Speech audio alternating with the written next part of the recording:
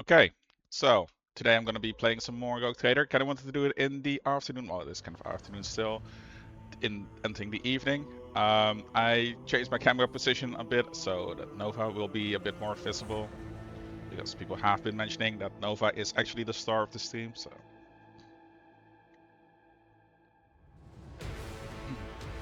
you can now see her walk around more, I hope. So last time I made it halfway to the governor. I'm still cleaning the streets a bit. Last fight I kind of lost the weird ass random dude that is following. Kind of wonder if I can heal him. I know. Look no further. Can I heal him? Let me help. Yes, I can. But I don't think going this route, the lower route, is handy, considering there's like a lot of enemies up here. I've always been taught that having the high ground is important. That is what Obi-Wan taught me, at least. So I should have healed the dude now. It's kind of annoying that she's still wounded though.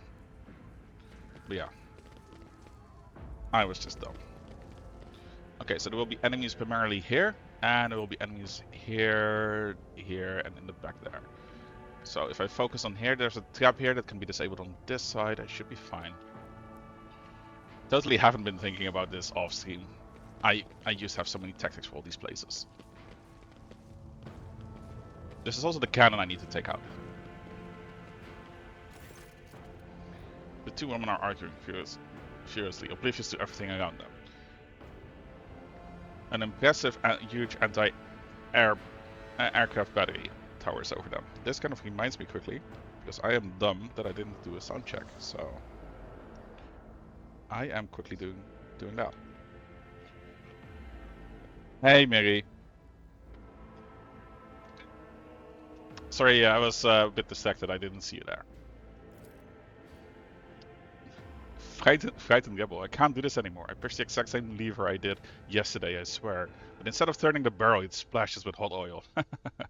Kind of deserved.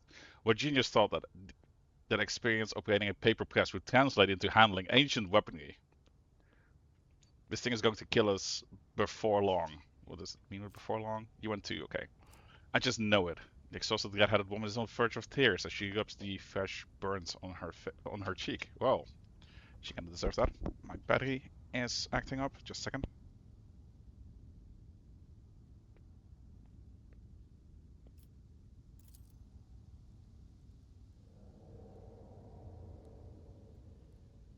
So, there we go. Headset works again. The tech priest cannot hide his amazement as he listens to the confessions of this paper press operator. I love how they're just putting the rebel away as a paper press operator, who has been unceremoniously thrust into the ranks of the gunners and is now in charge of aiming the formidable anti-aircraft battery. His visor's lens gradually turns scarlet. Okay, he's getting mad. Her portly workmate waves her hand dismissively. What's with the cold feet? I'm afraid the chief's gonna punish us. I don't know. I like the gun way better than the paper press. We've turned the tables on the nobles at least. Now they're afraid of us. She turns towards you sharply and whips out her weapon. Now, who are you? The chief sent me to take over from you. Oh, that's smart. An insurgency against your lawful governor amounts to heresy. I command you to lay down your arms at once. Well, it says it has 100% chance, so. Coercion test succeeded. The woman exchanges nervous glances. Finally, the red-haired woman gives up, throws down her weapon, and puts her hands up. We surrender, just don't kill us. Speak. What caused the insurgency? Who is the chief? And what were you doing with it? Anti-aircraft battery. Well, our entire crew joined the rebels, and we tagged along. The chief, well, he's the chief. He's in charge because he used to work under the Red Gobes, okay, and man their heavy machinery. He's not here. He only comes over to check up on us every now and then. He wrote us a manual for operating this big boy, but it only does what it's supposed to do half the time. The previous shift got all maimed. Oh, well, that's a nice workplace. We haven't been here long, and we're already head to toe in burns. Let us go, will you? We won't be insurging again.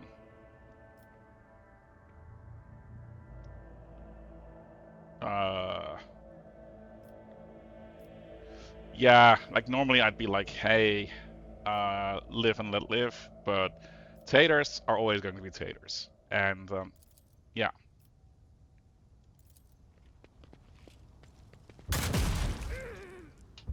you can't trust people that have like taken up arms. Example out of you. I will level you. Um,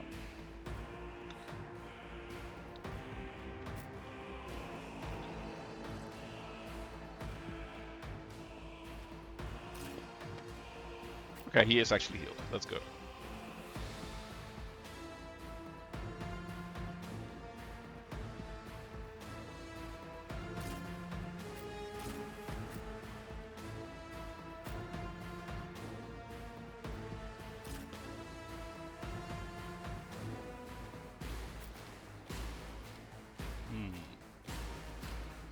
There's 1, 2, 3 up here, but there's going to be a lot more coming from here. I think I'm going to put a block there.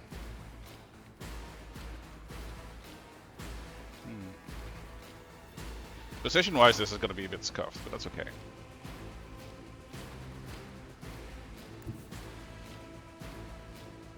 They who discern the future own the battlefield. On it. Be gone. So that's one down.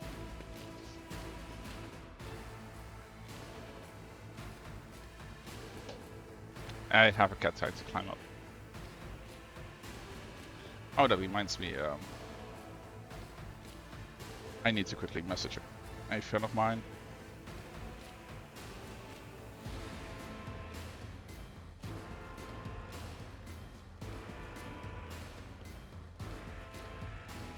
Okay. Let's see. Just gonna put a Dragonus him. He's probably gonna shoot from that side.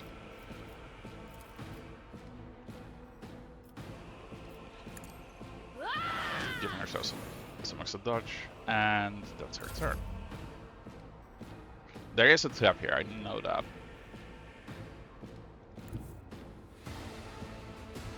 If I move her there, can she shoot at the sharpshooter? Yes. Is that smart? I don't know. She can fire at these at least. The enemies of the Emperor will be undone. Doubt is for the weak. I'll do it.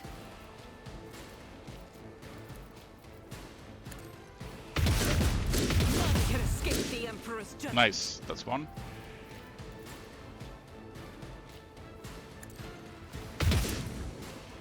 Worth a try. She's gonna get hit though. Stay vigilant.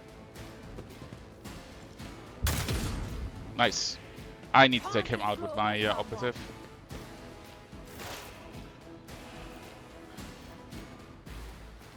Can I shoot at him? Yes. 62% chance. It's not that high. But the issue that I currently have is that I need to get rid of him. I'll see to it personally. Never trust snipers. On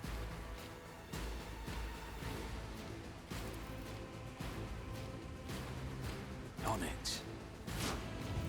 So that's most of the stacks on him gone. It's as good as done. But I did hit him, so how much health does he have left? Oh, half.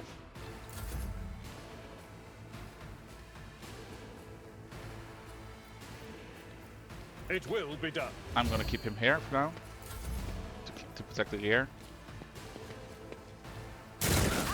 Didn't flee. Let's make it quick.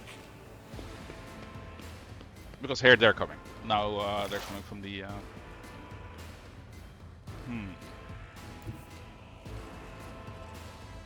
Yeah, I'm gonna sacrifice Pascal a bit. This should be fine. Here. Half a buff. Okay, he missed. Can I debuff the sharpshooter though? No, that's too far away. I can do this.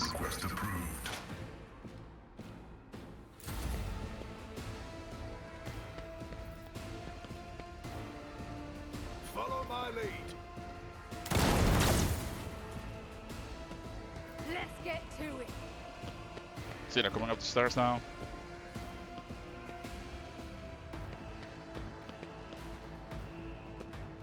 Hold on.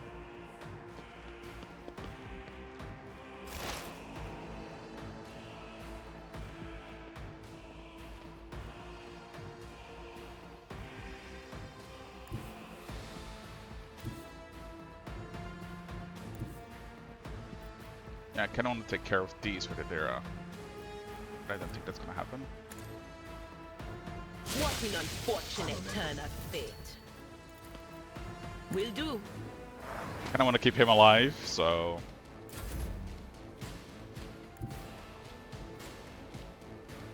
Can I? Actually... You know what, I'm just gonna try. Guided by faith.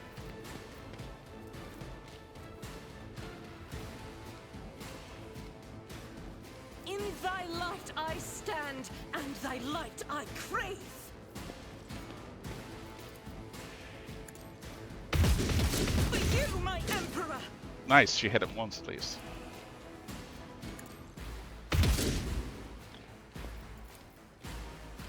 She is not as good at hitting him, but... Kind of wish the camera would stop panning As back the though. emperor commands, I act. Nice, that's one more. Can I still... Faith without Kinda deeds hoping. is worthless. No, she's out of attacks now. Die. Wow. That is unfair. Who if not me? So now I at least know that I don't have to... I'll make it happen. Come on, come on, come on, come on, come on. On it. I think there's a camera setting that the camera keeps on option.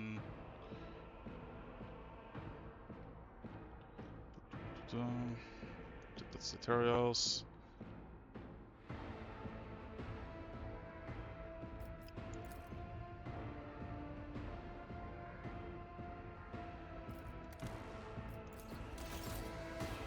Kinda hate the entire shifting back and forth. Well, let's see how this goes. Miss. Well, that is not good. At least he should be safe now. Indeed. I'm just keeping him here, hoping that the trap takes care of these. But he will be able to take care of them when they come here.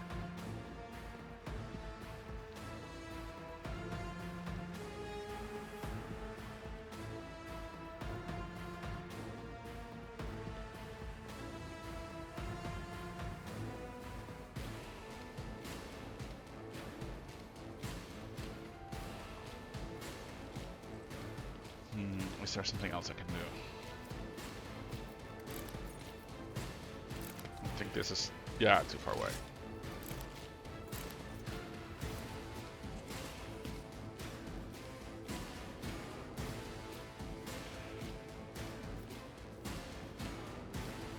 Nope, I'm waiting. Let's get to it.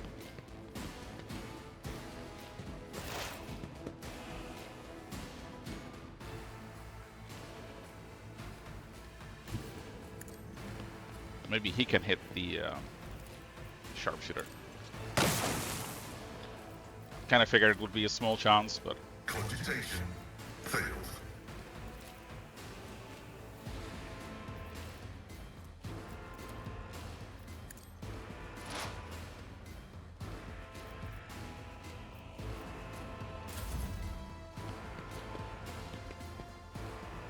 Break their morale. No, don't go. I will endure. Show me what you got. Still. Scared yet? Here we go.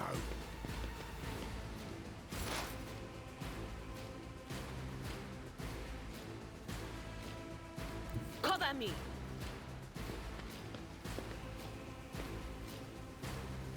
And he still has forewarning.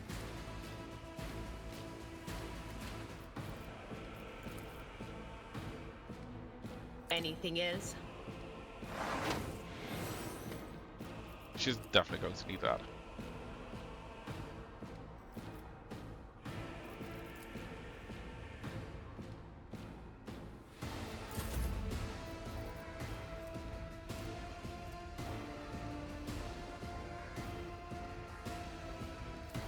As the Emperor commands, I act.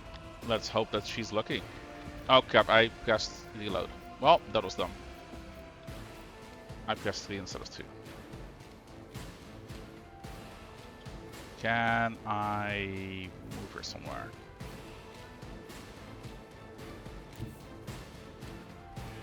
Oh, she's still. I will bathe this battlefield in righteous fury. Let's hope she has more luck over there.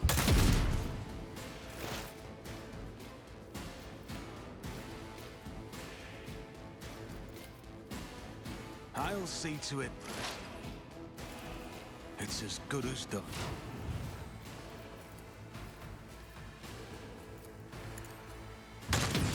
There we go. Okay, got to get off the most important enemy at the moment. Now I just have to clean up the rabble. Moving him here. That will get him into the line of fire with the enemies.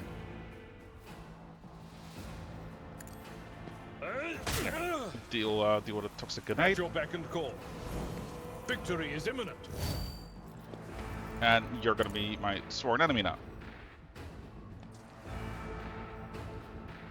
One fewer target. Out of my way.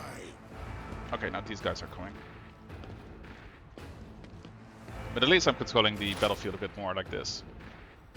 This is why it's important to kind of pick your battles and, yeah, know where to be and where not to be. There's going to be a few coming from this way. Am I going to be able to have a nice position to As stop the that? tactical imperative dictates. Running binaric override.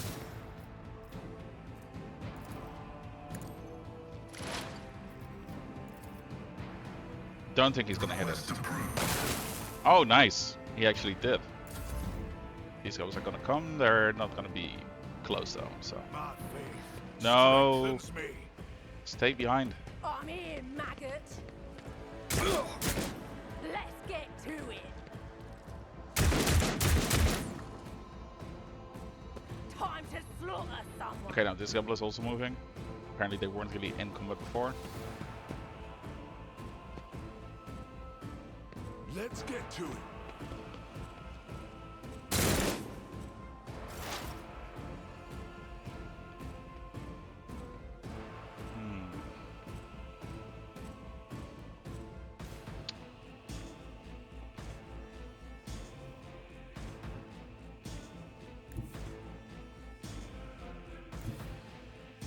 There is movement in the Empyrean.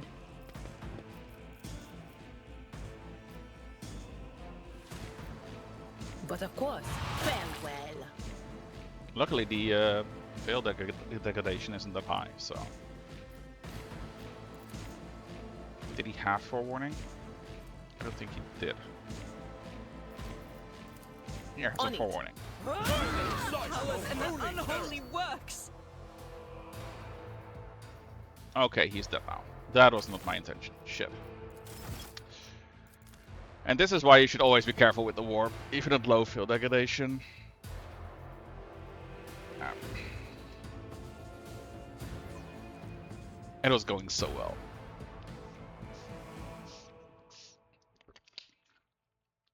You know, I kind of wonder if I convince them and let them go, if I will still have a fight. I'm gonna go check.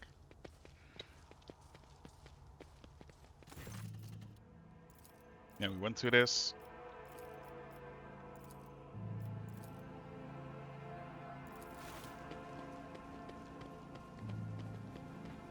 Well, that makes it a bit easier. The anti-aircraft battery control panel has a panoply of mysterious levers and buttons. Deactivating it quickly is not an option. All you can do is blow up destroying it completely. Tech use. Examine the anti-aircraft battery. The anti-aircraft battery was anti-aircraft battery certainly was constructed a long time ago, long before the colonization of this world began. It comes as no surprise that the insurgents were barely able to operate it. Modern arms protocols are incomprehensible to the machine spirits of such ancient constructs. One gave me experience. Yeah, I'm gonna have to destroy it.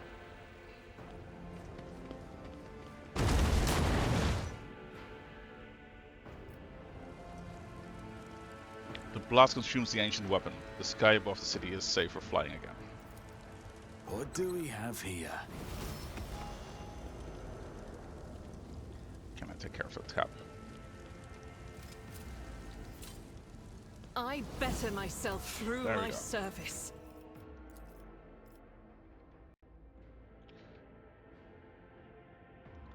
Let's see.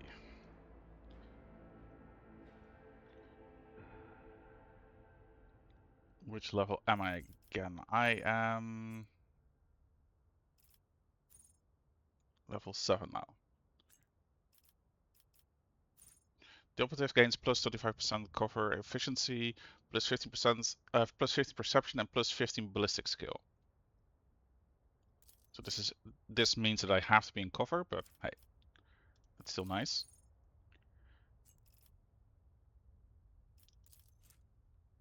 I'm gonna go for awareness.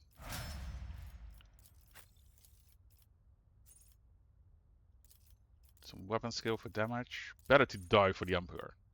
While under 40% wounds, Imperial world characters get a plus 10%, plus 10 bonus to all characteristics and plus 2 to assault.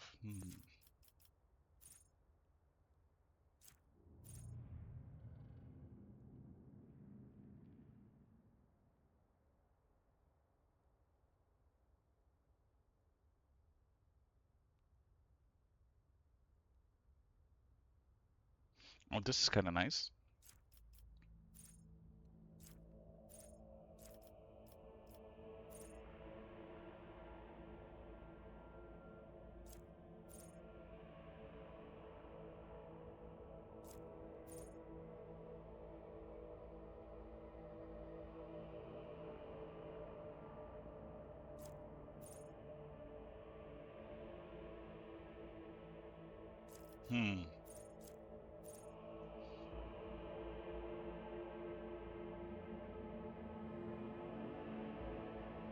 That is also kind of nice though. But this is when he does a critical hit or a parry, so both offensive and defensive, and he parries a lot, so I'm gonna go for that. I'm not following any guides for my companions, by the way.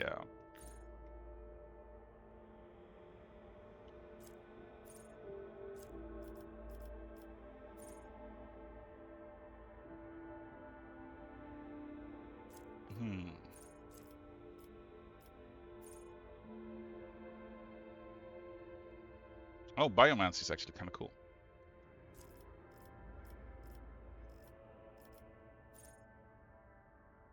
A Pyromancer is a master of flame, a psyker who is able to create searing infernos out of thin air. You know what?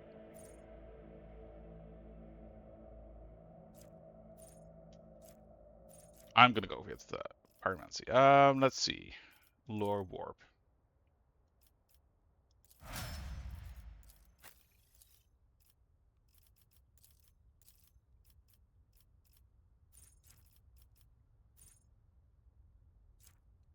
There was one that I really wanted to use last time as well.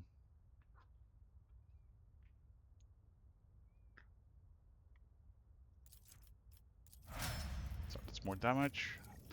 And with him, I'm kind of like,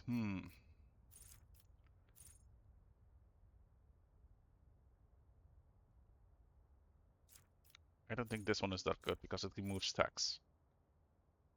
Does it? Yeah, I need to enable it, so it's an ability that I need to use.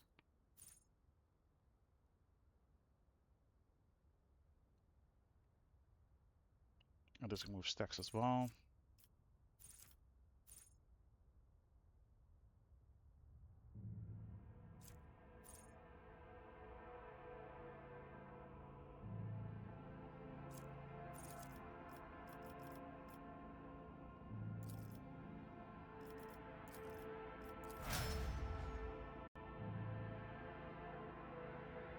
Even with a lower camera, Nova has managed to dodge the view.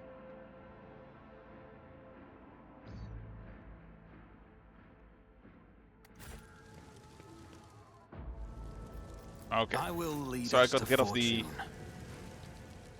the anti-air at least. Let's quickly check if there's anything to loot here.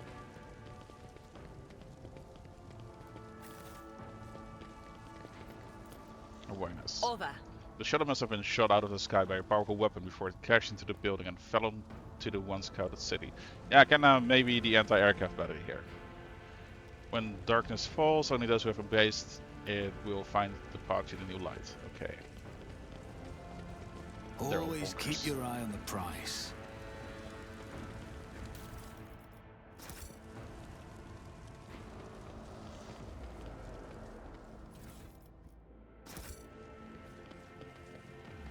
Okay, so that's the exit to the next zone. Someone had the misfortune of resting here when the first explosions rang out. Yeah. Doesn't look like a nice place at the moment.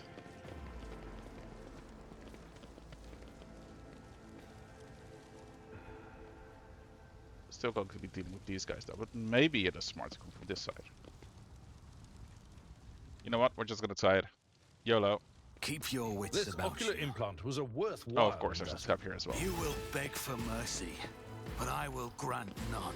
I will take you down.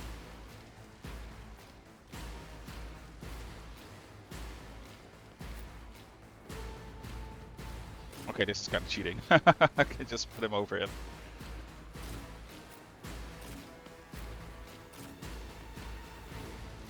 I can't position him, can I? If he's gonna die, that's... Weapon at the ready. For the glory of the Imperium. Yeah. He's immediately dead. I keep on reloading, but I'm actually not sure if he can be dead. I'm quickly checking. I'm quickly gonna Google. What is his name again? Camille get. I'm just Googling this. Can Camille get.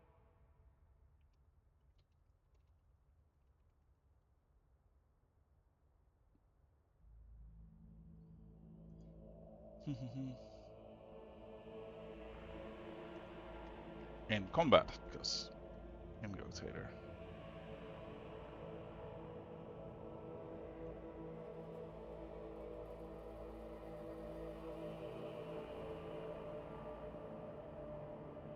Okay, yeah, I was right. He dies if he does.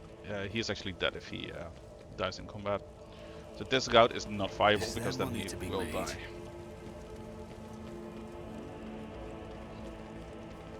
Because he's gonna get taken out by a sniper instantly. I'll make an example out of you. Spare none of them.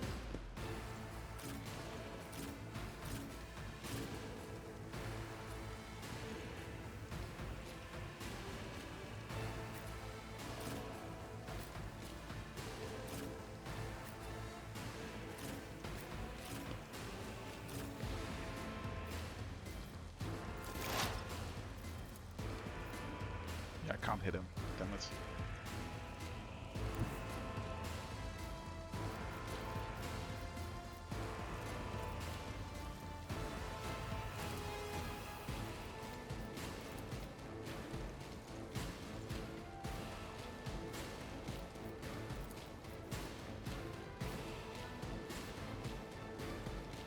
Who if not me? Your end was And inevitable. that one's gone. Let's get to it.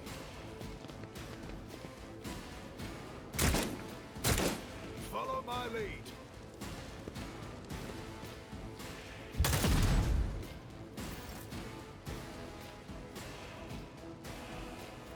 What I'm kind of missing is no this. Okay. I was kind of wondering like why don't I have like a display anymore? And hey Kibby, I hope the pasta's nice. And sorry, I was googling stuff quickly, so I didn't have the chat open now. What kind of pasta are you making?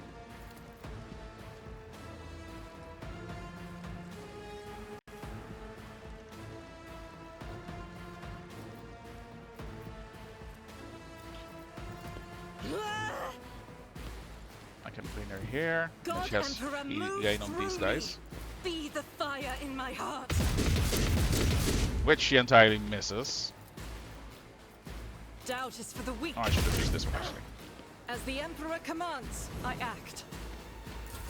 Show me what you've got. Oh, that sounds good. Stay vigilant. No, stay behind, you idiot.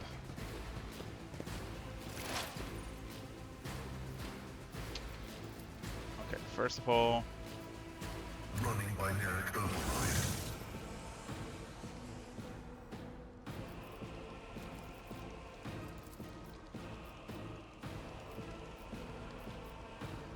can't really.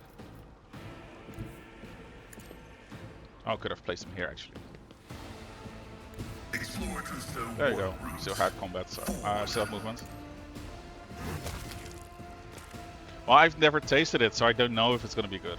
I'm not just gonna take your word for it, Kiwi.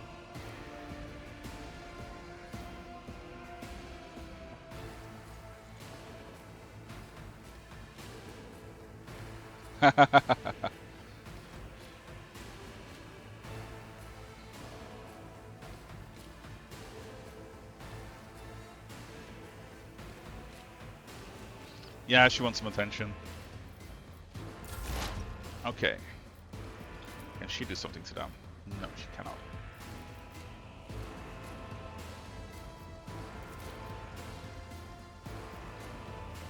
I have never used the Pyromancy.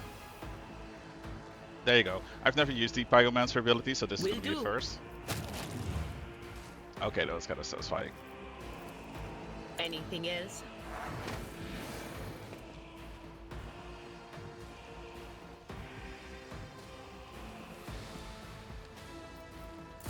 Let's make it quick.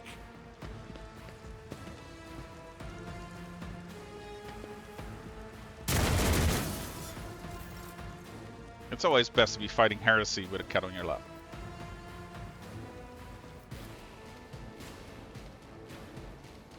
A tactically sound approach.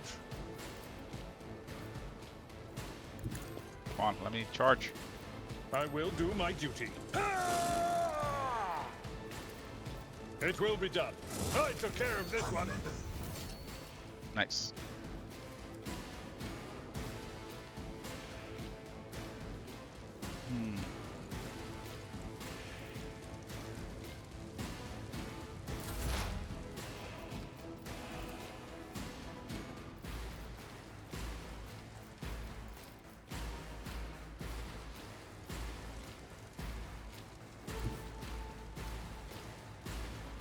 Okay, so there I can actually hit it.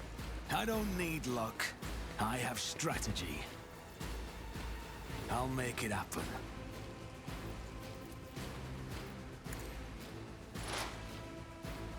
On it.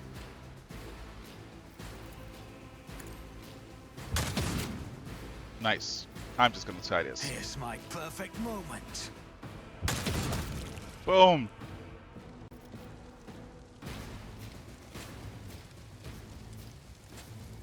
Momentum changed by 13 to 120. Recent enemy death. I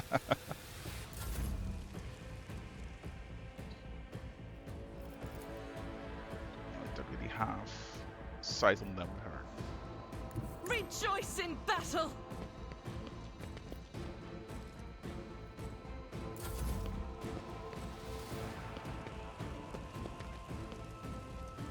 Follow my lead.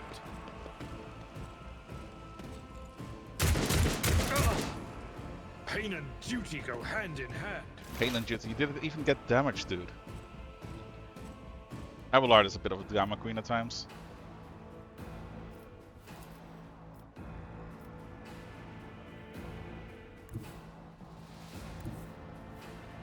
Okay, so on this position, he can fire. My vow is to serve. How many turns is this anyway? For 1 round, okay. Nice, the one's gone. Should have used this first though, but okay. Request approved.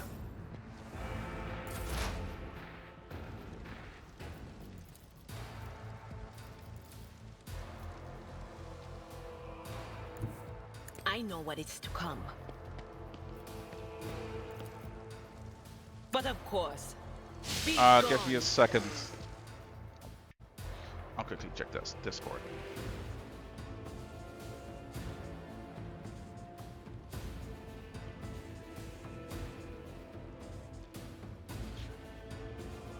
No, sorry, Kibby, not while I'm streaming.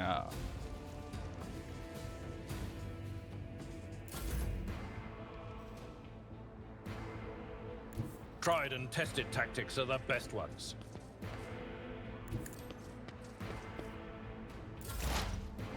Let's see. Can I? Yes, I can actually.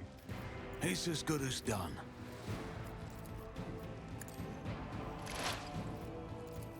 I'll make it happen.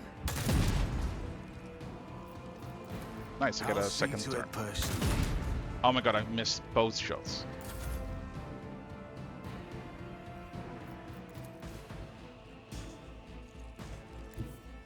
Guided by faith. Faith without deeds is worthless. As the Emperor commands, I act. To be honest, she's doing a good job considering she has that crippled left arm.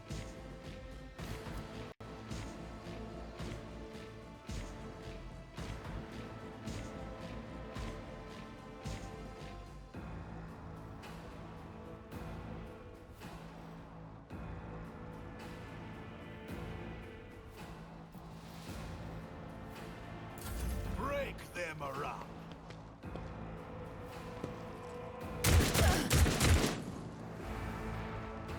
Scared yet? Ah, yes, I'm really scared for you about yeah, for you guys. Like, I mean, let's be honest, they're really dangerous so far. Over.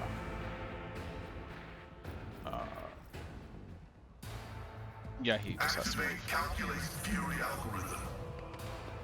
He can't go that far at the moment, so The scriptural prognosis is favorable. there's nothing left here. High momentum.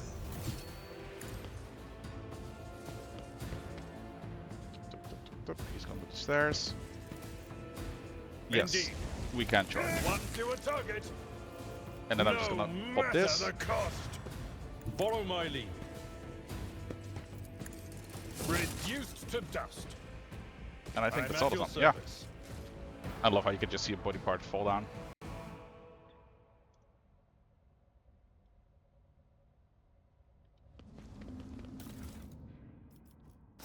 Collecting all their gear. Rush not dawdle.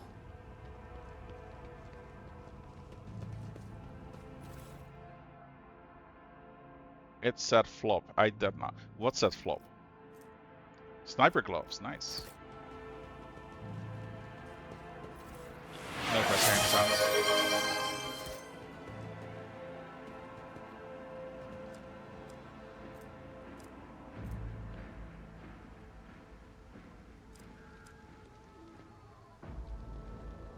Rise to the top or get left in the Let's dust. see. Kom, op de grond even. Kom.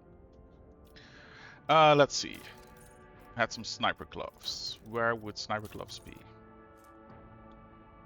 Yeah, that's definitely better. 5% extra damage and 5% plus 5% critical hit chance to single shots and deadeye shots. That's definitely better than tech use gloves. You can use the tech gloves. Oh wait, it has to go there.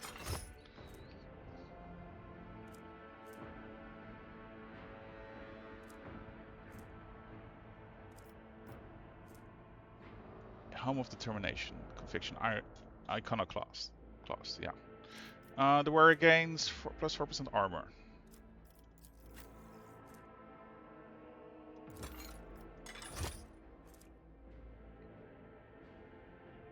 Oh, the body won't flop.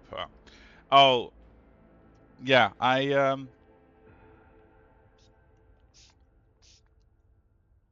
added alerts, but I didn't hear it. That's kind of weird. It should have made a sound for me. Just quickly checking.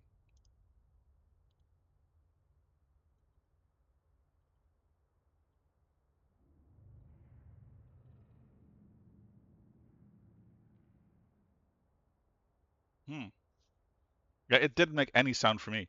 Can you try it again? Just for science sake.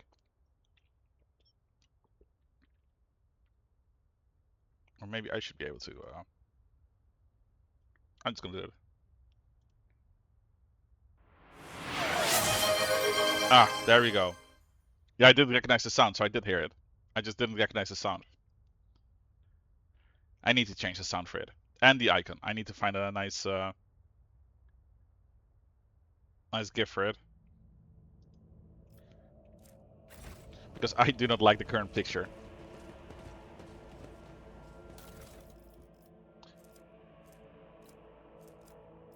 Yeah, I was a bit confused by the sound because it happened while I was looting, so I thought it had to do with the loot for a second. That's why. I'll lower the sound a little bit for you guys. There we go. So it should be less loud now.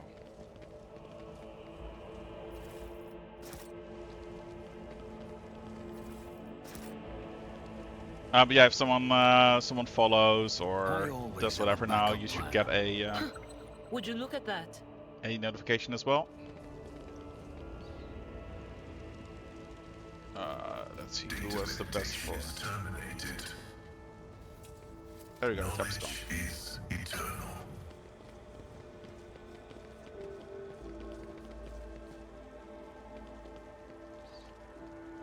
The sun will rise one last time. The final time, okay. So I've cleared most of the street now, if not all.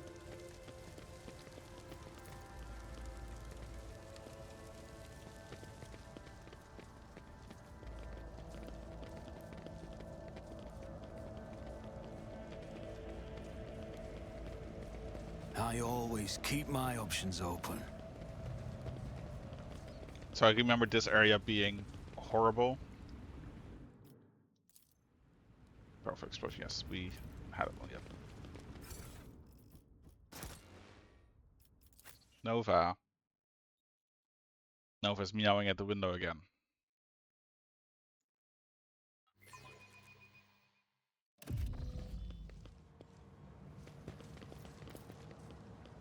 Rebel soldiers and ordinary workers. Everyone perished in the rubble of the ruined bridge.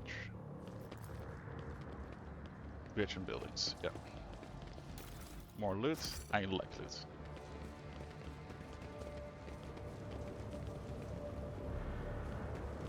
Attention to detail is the key to success. Always keep your eye on the prize. Oh, how you doing? I have a cat attacking my arm, so. Come. She has found the cat bush again. I'm listening. I'm listening. That gave me such Frasier vibes. Grant me the wisdom to perceive. And now I kind of realize that most of you will not Calculating understand optimal Frasier. route.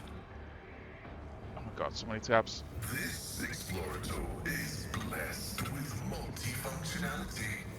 She keeps on clawing my my arm, so she keeps on like using her claws on my arm. Keep your wits about you. Oh my god, there's so many tabs here.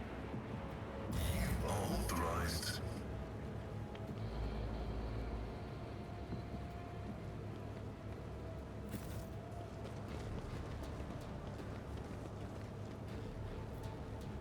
I kind of wonder if I can keep this soldier alive. Wait, you know what? I'm gonna do this differently. This is the autosave. This was the quick save on the upper way. I'm gonna take that soldier home first because I'm gonna get him killed. Yes, I'm a bit of a perfectionist with my games. I'm gonna go just take him back. I'm gonna go to the governor first, and then I will go down there. No, Fanny doing. Is there money to be made?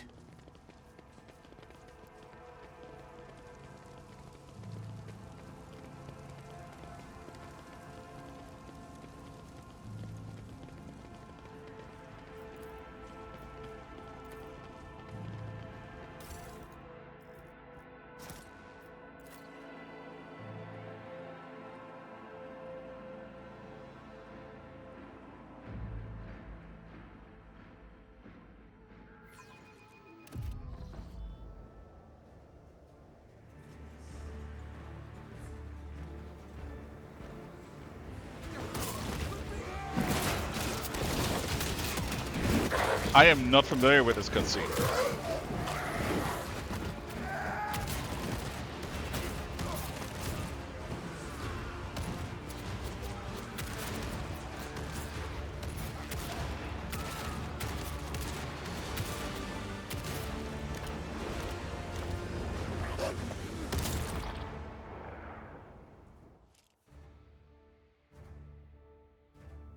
The cat what? I have no clue.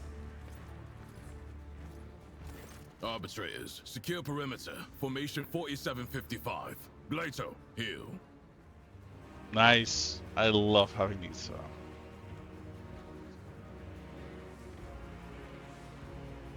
There we go. The huge cyber mastiff immediately stops snarling in your direction and goes quiet at its master's foot. Its stillness punctuated only by thick globules of blood dripping from its metal fangs. Nice. Proctor Exactant Solomon Antha of the Adeptus Arbates. State your name and the purpose of your stay on Rykad Minoris. I love how he has this. He has his finger on the trigger, kind of.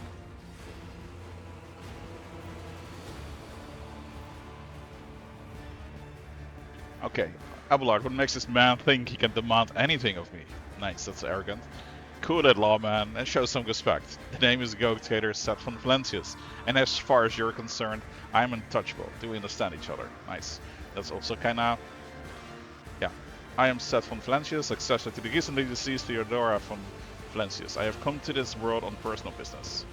You're speaking to a Goat Trader, that's all the information you are entitled to. Yeah, okay. Do not stand in my way. Who I am is no concern of yours. Yeah, I'm gonna go with Lee. So, Theodora von Valencius is dead. I will deliver this tragic news to Marshal Strax. I honor the pact your predecessor made with the Adeptus Arbates. I won't keep you any longer. What was the nature of the arrangements between the Arbites and Theodora? Your predecessor made a formal alliance with us. She provided us with a headquarters on Dargonis and supported us in the collection and guarding of the Imperial Tithe on several occasions. We, in turn, assisted Lady Theodora in enforcing the law on the worlds under her control. Nice. What are you and your people doing here? Removing obstructions to an official inquiry. My unit and I came here to investigate the disappearance of one particularly valuable ship, but the mutinous scum got in the way. Now we are having to deal with them too. I like his voice actor. What do you know about the situation on the planet? Only that the governor is failing in his responsibilities. This is a planet-wide rebellion, and it reeks of madness, or worse, of witchcraft. The rebels are blinding both themselves and others, and their ravens are the most insane and unholy thing I've ever heard. Are you not supposed to help the governor regain control of this world? I thought that maintaining order was the foremost duty of any arbitrator. Not every uprising demands action by the Adeptus Arbates. For now, I'm simply assessing the situation, and if our investigation requires that the rebellion be crushed, then we will intervene.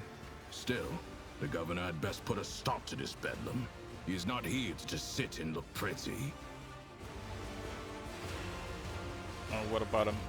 What is this about? A missing ship? It's about a tithe ship. A vessel loaded to the brim with planetary tithes, amassed over a considerable period, suddenly went dark as soon as it departed Rykad Minoris. So much error. Resources that every world is under obligation to relinquish for the good of the Imperium. In the case of Rykad Minoris, they include the ceramited explosive reagents produced on Rykadi Philia, armor glass, medical supplies, and guardsmen. A living tithe to be recruited into the regiments of the Astra Militarum. Nice. Cargo like that is particularly dangerous in the hands of heretics, as it can be easily converted into wealth or used for military purposes. What do you intend to do next? Fight our way to the local administratum palace and ascertain whether a fire or some other disaster hasn't destroyed the documents related to the investigation. I hope the clerks were smart enough to put the records before their lives. If the Emperor favors us, we will extract the data we need, or else interrogate the survivors before we pay a visit to the governor. The questions we have for him are beginning to pile up.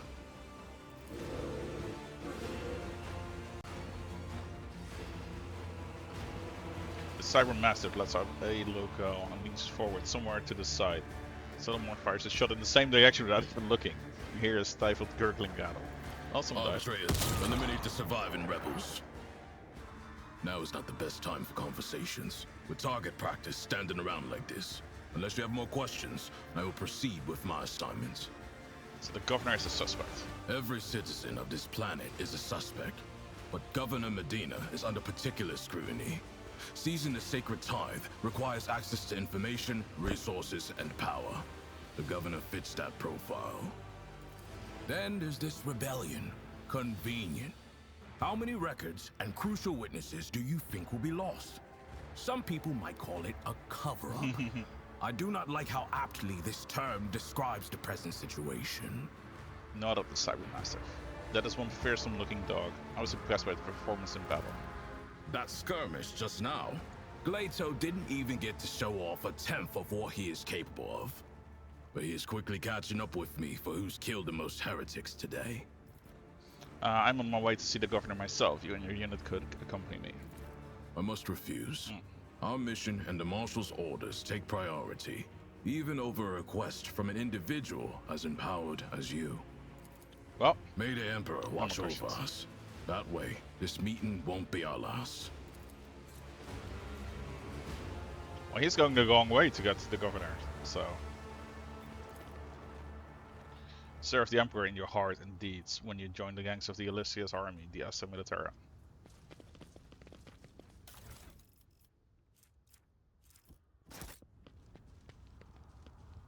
I always have a backup. The Arbitrator's arrival was certainly a welcome sight. Hopefully they will help to put things back in order around here. Not happening, old man. All they care about is their tithe. Even if the Coronis expanse turned upside down, they wouldn't bat an eye.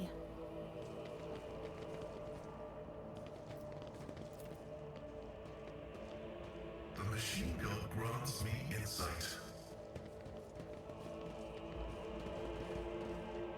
Rise to So the top, many blind people. or get left in the dust.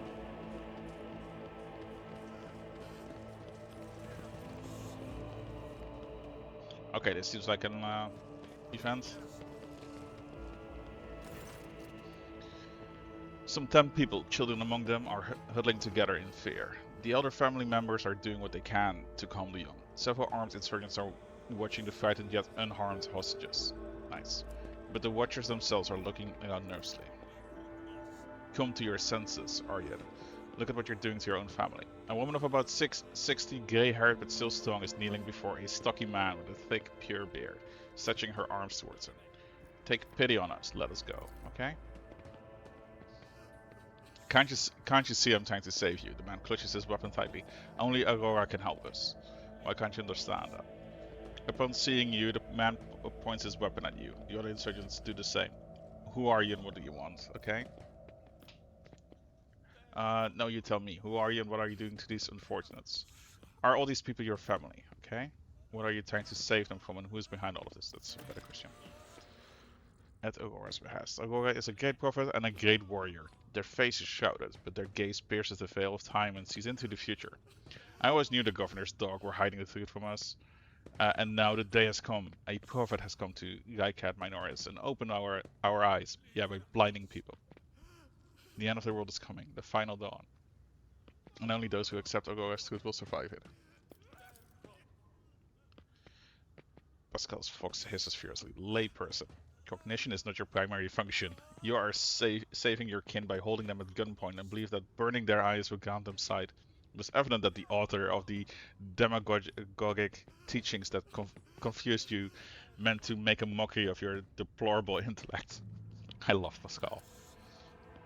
Abelard's face turns a deep red. To cast your own children into the thrall of heresy. To drown your progeny in this filth with your own hands. I like Abelard as well.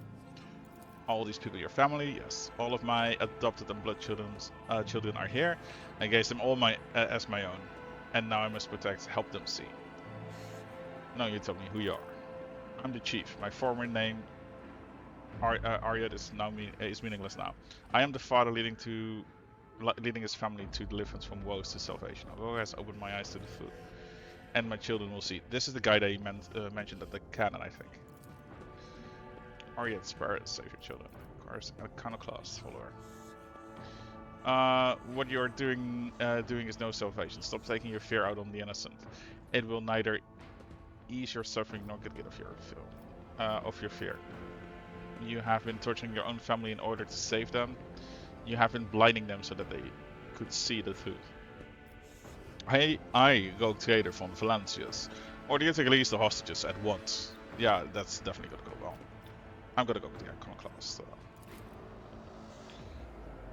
But all I wanted was to save. The man drops his weapon and covers his face with his hands in desperation. You hear several short sobs.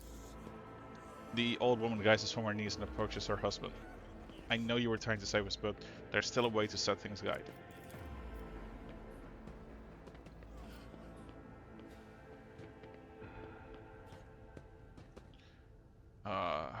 Difficult choice. Either I let them all go, or I can't. Fuck it. I'll let them all go.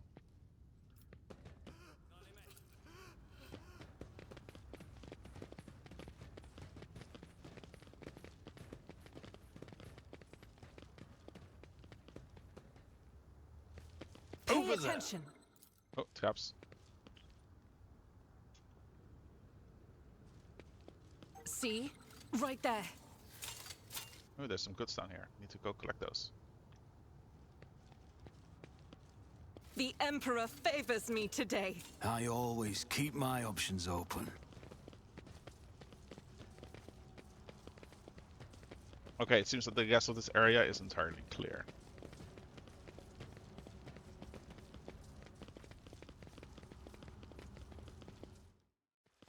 Nova. Bien doen.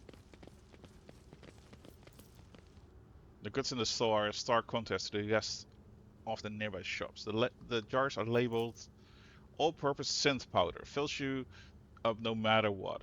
Made in Necromunda's best factories. Always okay? keep your eye on the price. Let's go collect those goods.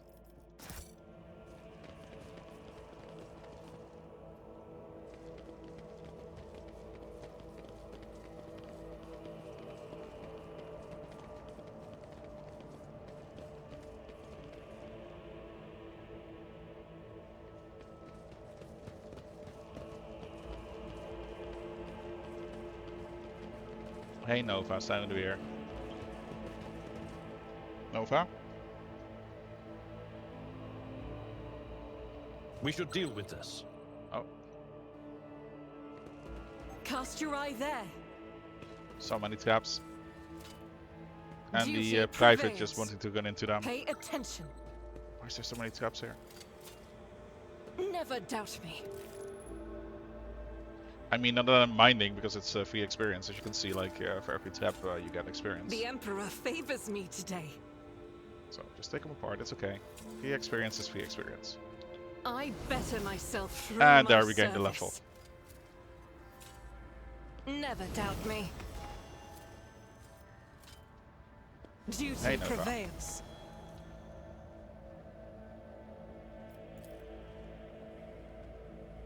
Michelle, een beetje, ja.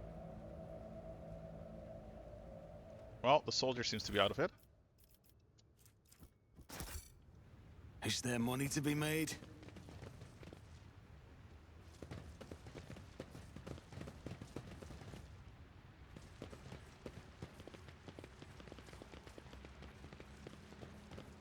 This could be an opportunity. Let's just level up already. Okay, let's see.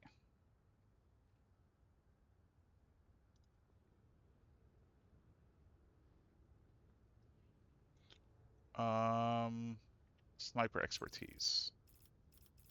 I do it for my main character. I have like a perfect spot.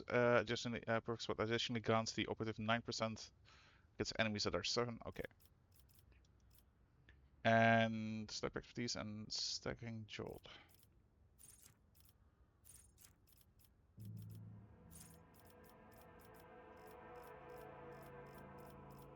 I'm so glad that everything is in like alphabetical order.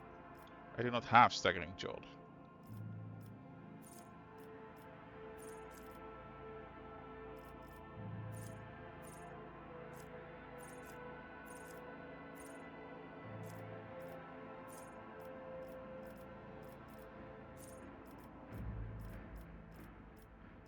Or I'm really, really blind.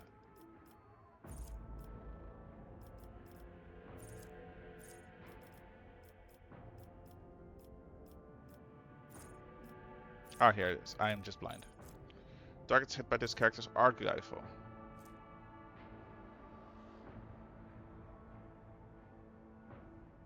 Yeah, but I'm using an arc rifle at the moment, so.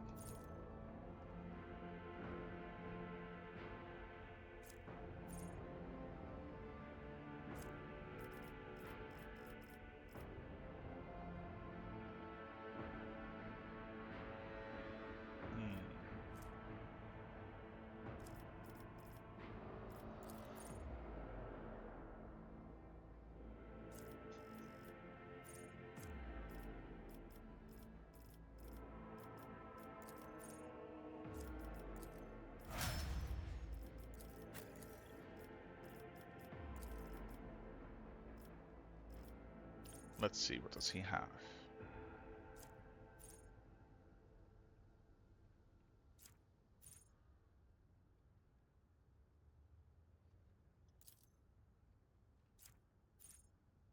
This sounds really good, but it's only like 6 temporary wounds. That's not a lot.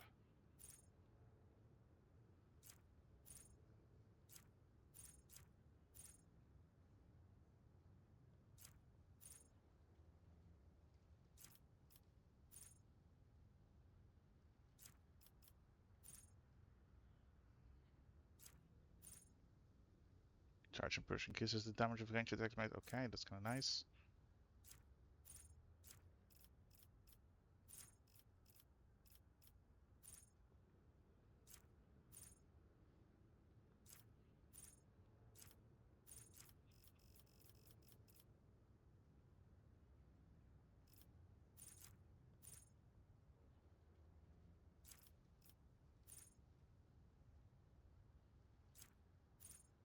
Hmm.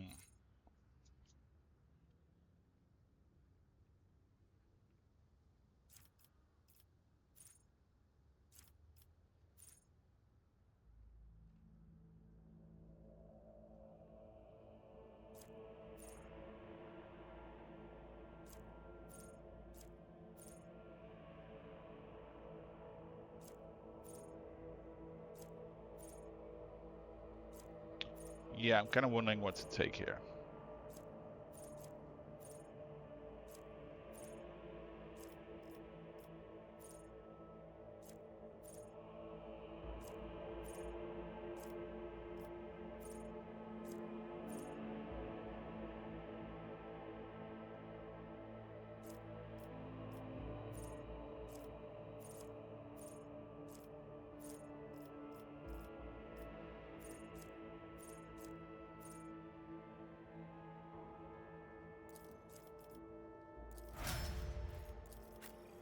Just gonna make him do more damage.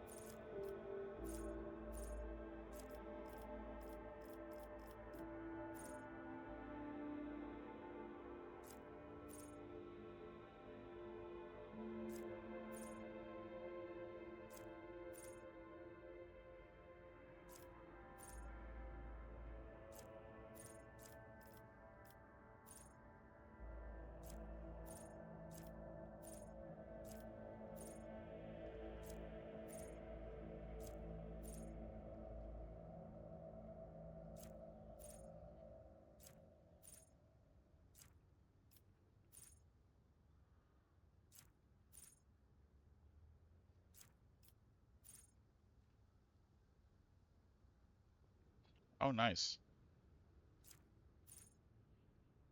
Less field degradation is kind of nice, though.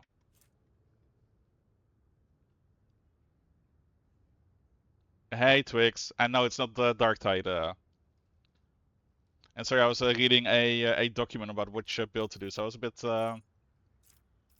slow to see chat. But I'm glad that you're in chat. That you're watching, Twix. Thank you.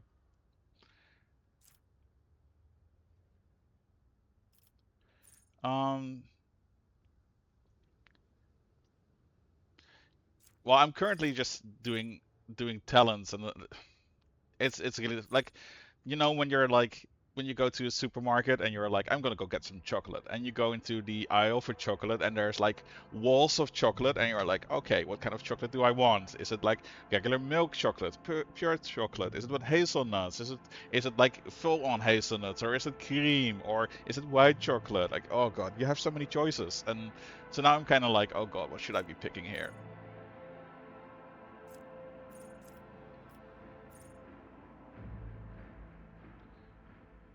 Yeah, it's so many choices. Plus, like, ever since I played this, there's been so many changes. Like, a lot of builds that I used to use, they're no longer viable, and a lot of the talents and abilities have changed. So I'm kind of having to rediscover this game.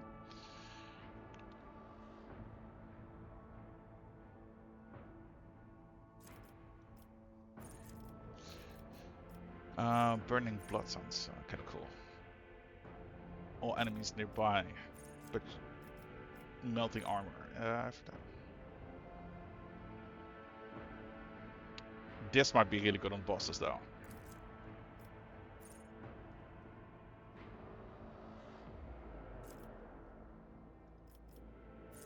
Oh, I get to pick another one. Oh, fuck my life.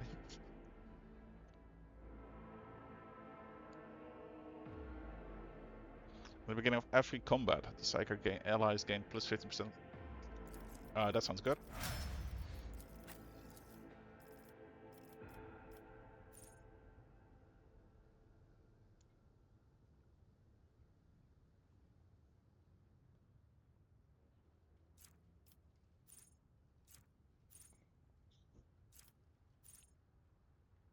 Yeah, but the reload sounds kind of good as well. She's also gonna have two, but they're not just one.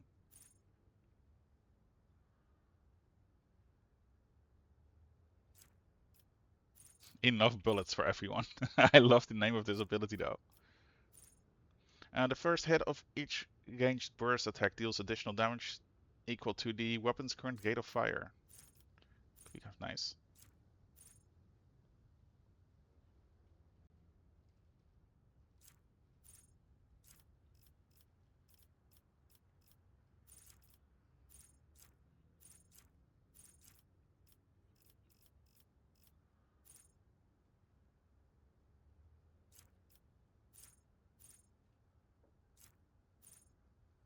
Durable nodding. Okay, that was not what I was thinking.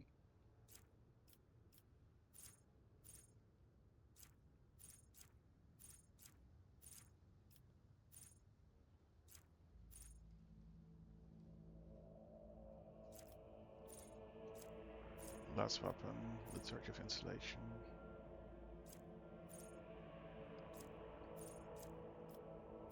Overclocking module. Okay. Plasma. Is there like no bolt there? Solid weapon.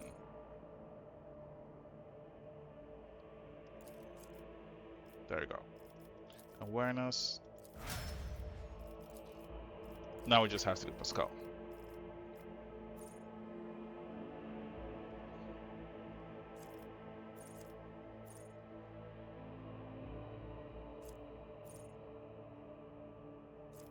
Instant exposure. I am not old enough for some of these names.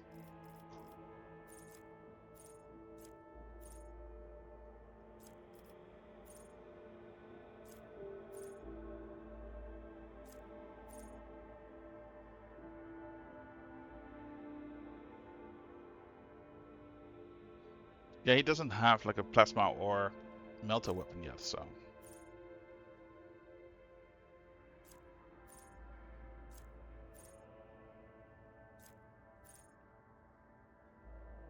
I know it was an option later on, but that's, like I said, I haven't played this game for more than a year.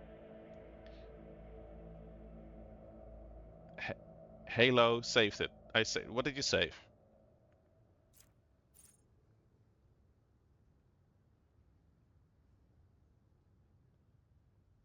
Oh.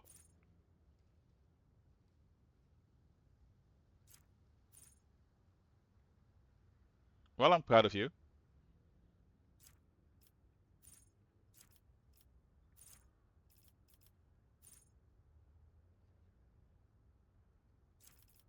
There's so many good abilities, but I'm kind of wondering how to build him.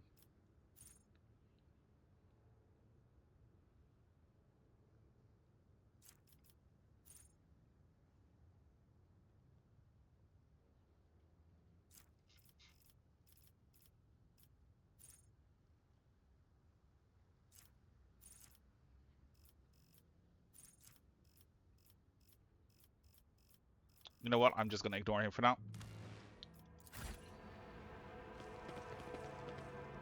Cat hair. Ancient Terra Monocle. The Warrior's lore Imperium tests depend on fellowship instead of intelligence. Okay.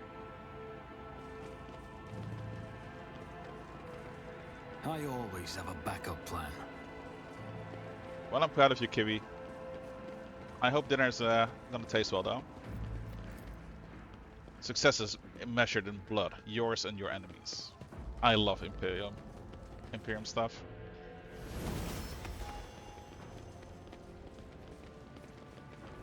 Oh my god, cat hair is so annoying me.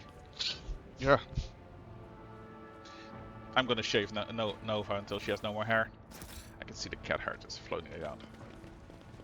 Rise to the top or get left in the dust.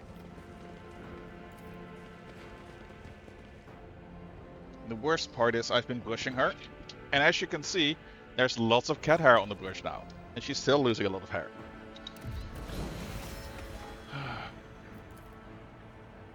Informative shells are for large caliber weapons are being stored in the command center. Solitary young tech priest is offering ceaseless prayers to the machine spirits. Okay.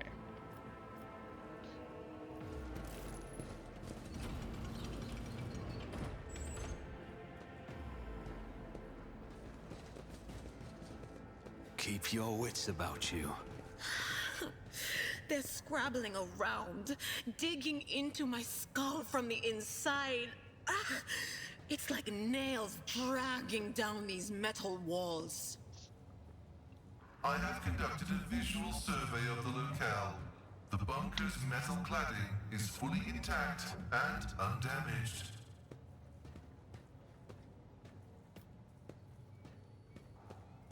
Okay.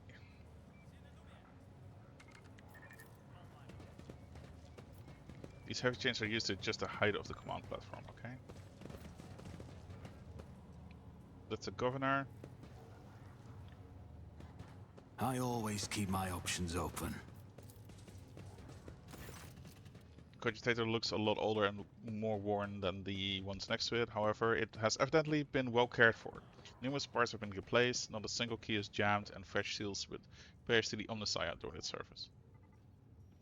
One side of the side panel has been removed. Bundles of gold-large cables run from inside to a small data crypt that was connected only a short while ago. Awaiting access code. You've bypassed security ladders. The Cogitator is ready to reveal its secrets. Go to Sacred Computation. Upon Lodge's Abel's orders, the archives of every Augur station on Rykad Minoris and the 2 primary satellites on Rykad stars have been queried.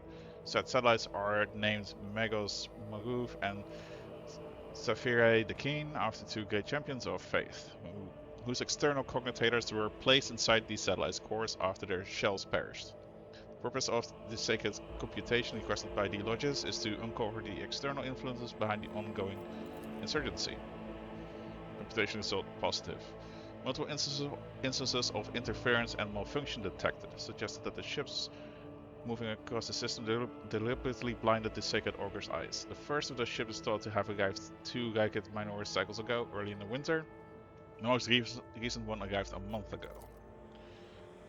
Lodge's Abel's conclusion: the insurrection on the planet had been long in the making, with the participation of external actors. It is alleged that 2 cycles ago, Agora arrived in the Rykad system, the ruined unholy prophet of the insurgents.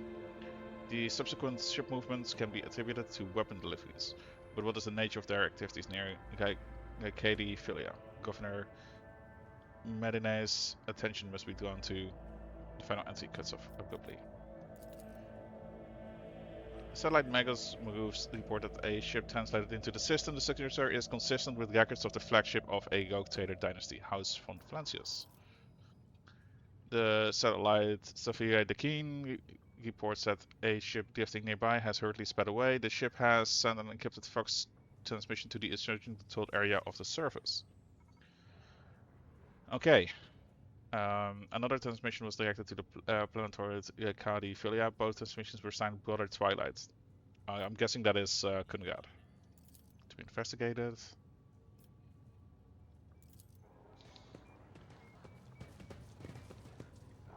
Let us not dawdle. Yeah, let's go talk to the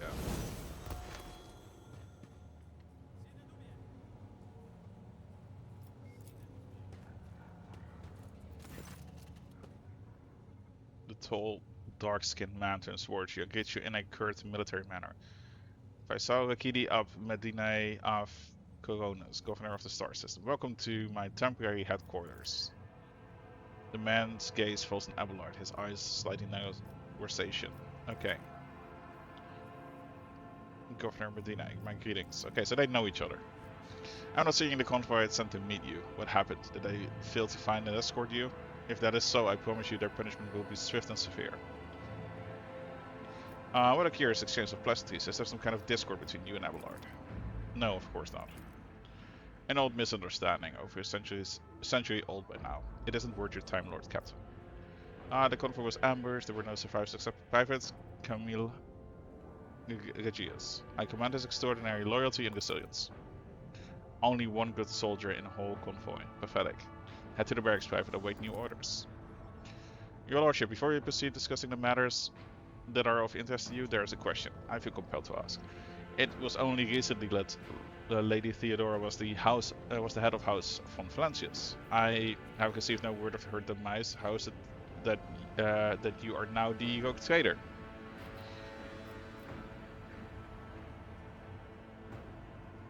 My esteemed predecessor died at the hand of cultists. I should be the one asking questions. Our ship was attacked, Theodore was killed, and I claim the inheritance. That's all you need to know. Yes. The governor frowns, and a deep shadow falls over his face. Rogue trader von Valancius, slain, unthinkable. Please accept my deepest and most sincere condolences, your lordship. Do not hesitate to let me know how I might be of help.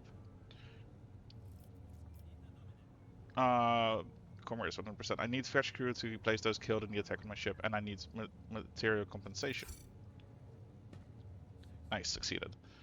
2 profits factor gained. Oh yeah, profits factor was a thing. I forgot about that.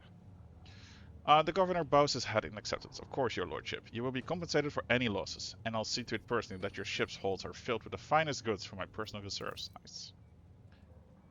Abelard nods in approval and remarks quietly, excellent, your lordship. A rogue trader has no use for leniency. Nice. I can offer you several thousand fine, obedient servants. However, I'm sad to inform you that I won't be able to do so until we've dealt with the insurgency on the planet. I'm sure you won't have to wait long. The rebel will soon be duly punished for their heretical scheming. Are you so confident that you will be able to crush the insurgency soon? My own impression has been the exact opposite. Is there anything else I can do on this planet or in the system while I wait for the end of the revolt? I wish to commend the courage of one of your officers, Sergeant Melgar. He and his soldier valiantly defend the starport.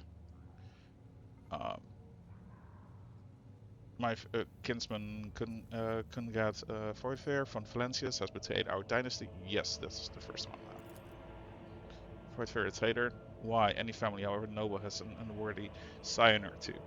Naturally, we will surrender him should we find him within my jurisdiction. Unfortunately, I have no information regarding his location. However, we have a cogitator here. It's connected to the data crypt from blah blah. Well, that's what I already accessed. Is there anything else I can do on this planet or system? There's the Nevis Nobilite station in this system, but those hermits don't do business with anyone. Not even I have ever been invited on board. However, they've been known to make a few exceptions for members of rogue trader families. Perhaps I will make one for you. If you'd like a distraction, a smaller and safe uprising to suppress at your leisure, there's a planetoid in my system called Rykadia Philia. It hosts a prison colony whose inmates rebel. Okay. Rebel at the same time as the heretics on the planet. It's an all-round preposterous situation. It should have only taken us a couple of orbital shots to take care of them all, but the governor slightly purses his lips. Yvain Winterskill went there. He is a relative of my suzerain, the great rogue trader Caligos Winterskill, the master of the system, and a dozen others. I imagine the young Winterskill is very eager to prove himself to be the distinguished kinsman. I see no reason for you to not to join him. It's a very small planetoid. The prisoner numbers are few, and they have little in way of weapons. It's more of a sport for noble lords than a real rebellion. Yvain, Abelard mutters, stroking his beard. One of the distant younger offspring, yes. That's as much as I know about him, which means he hasn't distinguished himself in any meaningful way. I wish to recommend the courage. Yes, let's do that. The sergeant who managed to impress a person of such noble standing will be commended for the occasion. Let's ask about Heinrichs von Kellogg's. I do. Master von Kellogg's has left for the hallowed electrodynamic cenobium. It's an ancient monastery of the Adeptus Mechanicus. I don't know what his objectives are. Needless to say, insurgency activity has been observed in the monastery's vicinity. But I suppose that's too petty of a problem for an agent of the most holy Inquisition. Besides, I've already sent a small detachment of reinforcements there. Okay. The weapon of the insurgents were used to shoot down shuttles over the city has been destroyed. Now nothing is preventing you from returning to your ship. If you wish to find Master von Kellogg's, you should go to the cenobium of the UK. Notes of ancient anxiety creep into the voice that rattles from Pascal's voice. On behalf of the priesthood of Mars, I, Magos Hanuman, am officially initiating my participation in this operation. I must inspect the state of the relic and assure myself that it's under zero risk of falling into heretic hands. According to the Catechism of Maintenance and Operation, my tech commands were supposed to lock down the monastery gates against lay people and activate the traps. I deem it optimal that an ordained Magos should provide his assistance. Okay. Categorically object. The governor clenches his fist. As much as I respect the sanctity of your monastery, I have on my hands a whole capital that needs to be attended by the Omnissiah's servants. We have lost many eminent tech priests. Incidentally, one of them perished in the same monastery. Mechanical failures could occur any moment. Putting it bluntly, you may consider yourself forcefully recruited into the city's defense forces. Medina and Pascal glare at each other, their unyielding gazes. Unyielding gazes like crossed swords. Okay. The Magos is part of my retinue. You have no right to giving orders. You mistake me for a fool. I know that he arrived separately from you, and I would bet my life that no... Oh god, what's he gonna do? The governor's voice dies down in the low growl of a drilling mechanic. Its tip is directed straight at the bridge of his nose. Medina clears his throat and grumbles stubbornly. So this is the negotiation technique you've resorted to? Do you think you're the first? Do you think this is the first time I have been threatened with a weapon? No, but this could be your last. Okay, that's kind of cool. Oh. Yeah. The governor mutters to get a teeth abundantly so, Magos. Okay. So warriors are determined to go to the monasteries because of the relic. It is why I came to this world. I'm expected there. Okay. Well, it's my pleasure. Thank you for cooperating, your lordship. The deal stops. And as compensation for your consideration of my request, I, Magus Hanuman, officially undertake to accompany you in the Rykad system in the role of the bodyguard and to protect you at all costs until your life function ceases. But only within the limits of the Rykad system, okay? You're Hanuman? Glad you're alive. Welcome back. I hope it will taste well, though. The governor raises his eyebrow and stares at the tech priest in surprise, but refrains from any further commentary. I wish to know more about the monastery. The cenobium has been run by the Adeptus Mechanicus ever since the colony was founded. The sacred reactor guarded by its priest powers the entire planet. I can say no more. It is a forbidden place that even I have only been allowed to visit once. You're not going to talk about shelling. Pascal, what is so special about the cenobium? The relic? What is there? What is in there that has drawn the attention of the interrogation of the Inquisition? I have never been there, but I would presume that the sacred relic of the reactor is capable of great destruction should it end up in heretic hands. I'm not being a hater, I'm just saying that I hope it will taste good. The fury of the machine spirits, once released from the sacred circuit, will destroy everything around them. The degree of damage inflicted may render the world of Rykad Minoris inhabitable. Okay, that's why you don't shell it. A heresy must be purged from those blessed halls. I declare any desecrator who defiles the relic's power a Category 3 blasphemer, deserving of immediate execution. You're a meanie, Kibby. What does that perplex you about the name? The governor looks at Pascal with curiosity. According to the reports we've received, Logis Abel Henneman set off to the hallowed electrodynamic Snobian a short while before it was stormed. I'm glad to find out that you're safe. Perhaps you possess information on Master Van Kellogg's. Pascal Fox gasped in confusion. My name is Pascal Henneman, not Abel. I know nothing of such person. What do you know about this Abel, Governor?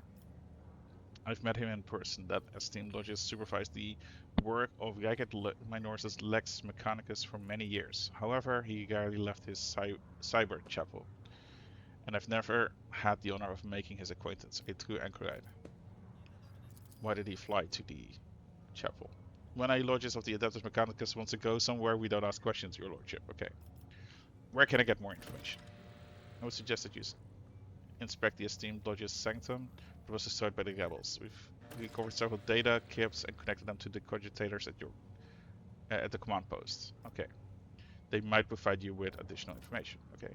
It is amazing that a mechanical voice from a fox can sound so confused. The name might have been used as a signal intelligible only to its intended recipient. In that case, its bearer might be Archmagus Emornant, initiating an investigation and data collection procedure. There tenses up and listens, then turns around sharply to face Pascal. I can hear my friend's snide whispers through the door. Be careful in your search, Magos. If you stare into the shattered mirror for too long, you might see yourself in it, in every short at once. Mending it that much more of a tainted affair than the new reflection is deadlight. Glad to be of service, okay? Is that so? I'd like to hear your reasoning. The insurgency is headed by a certain prophet who, according to their followers, possesses mystical powers. The rabble unusual superstitions. I'm sure that Aurora is a charlatan muttering some doggo, with their dim followers think to be magic spells. This does, of course, warrant their eventual burning in the furnaces of penance, but it does not point to there being anything special about this insurgency. Scores of case people with scorched eyes are stalking the city. The insurgents are maiming their own good. I can see that it's not in my power to convince you. Let's change subject. That's all I wanted to discuss.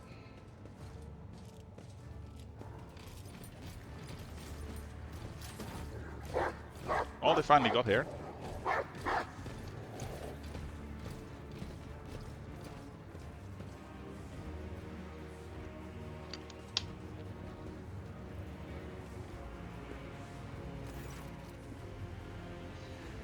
The arbitrator marches forward relentlessly and holds one step away from the governor, looking down at him. Governor Medina, in the name of the Lex Imperialis, I, Proctor Solomon Anvar, arrest you on suspicion of involvement of the theft of a shipment of Imperial tithe. Taking into account the state of emergency on this planet, I will permit you to retain your authority under my direct supervision. From this time forward, you will give the Adeptus Arbitis your full cooperation, in particular by transferring your command of the strike groups and resources to me. Nice. Medina, to deadly pale, proudly raised his chin. Totally. Arrest me, transfer my resources. Your demands undermine my efforts to suppress this rebellion. Excuse me, Proctor, but this accusation of stealing the sacred tithe is simply... He stops talking under the arbitrator's oppressive, merciless gaze. Denying guilt only adds to the suspicion against you, Governor. Now let us go over everything one more time. The tithe was stolen from your world. You are culpable for this incident, whether you were personally involved or not. You will provide the resources I have requested without objection, as the measure serves to re-establish control over the planet. Comply or I will consider your refusal an obstruction of the investigation and take steps accordingly. Wow, he means business. It seems I am left with no other options than to obey your will. As his law-abiding servant, I honor the word of the Lex Imperialis. I'm glad it tastes amazing, Kibby. Medina shoots you a quick glance, unless his lordship has anything to say on this matter. This world belongs to Winterskill. Did the Adeptus Arbitus truly have the authority to interfere in the rule of a governor appointed by a rogue trader? We do. Besides, I doubt rogue trader Winterskill will find it disagreeable that the arbitrators have helped clean up this madness. As for the governor, I imagine the Emperor's anointed will benefit from learning how diligently his servants have been performing his duties.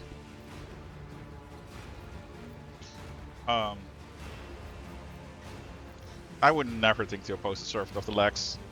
The governor puts his hands behind his back either to appear more confident or to hide his tremors in his fingers. In that case, please accommodate yourself, Proctor. But before I give you the access codes, I must...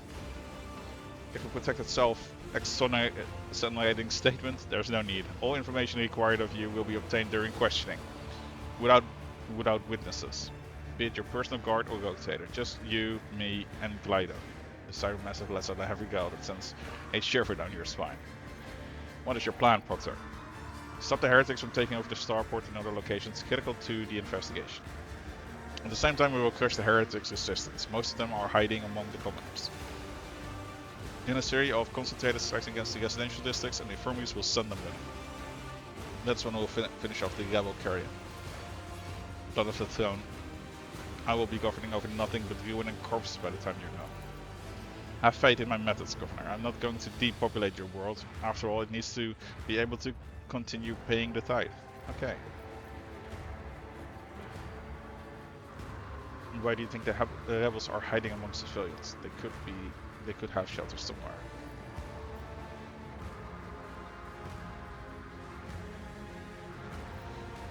A sound plan, Proctor. Only harsh measures can restore order. Killing innocents is unacceptable, even for the sake of saving our world. I recommend not taking civilian casualties into account. These people are in need of a good lesson of fear. Oh.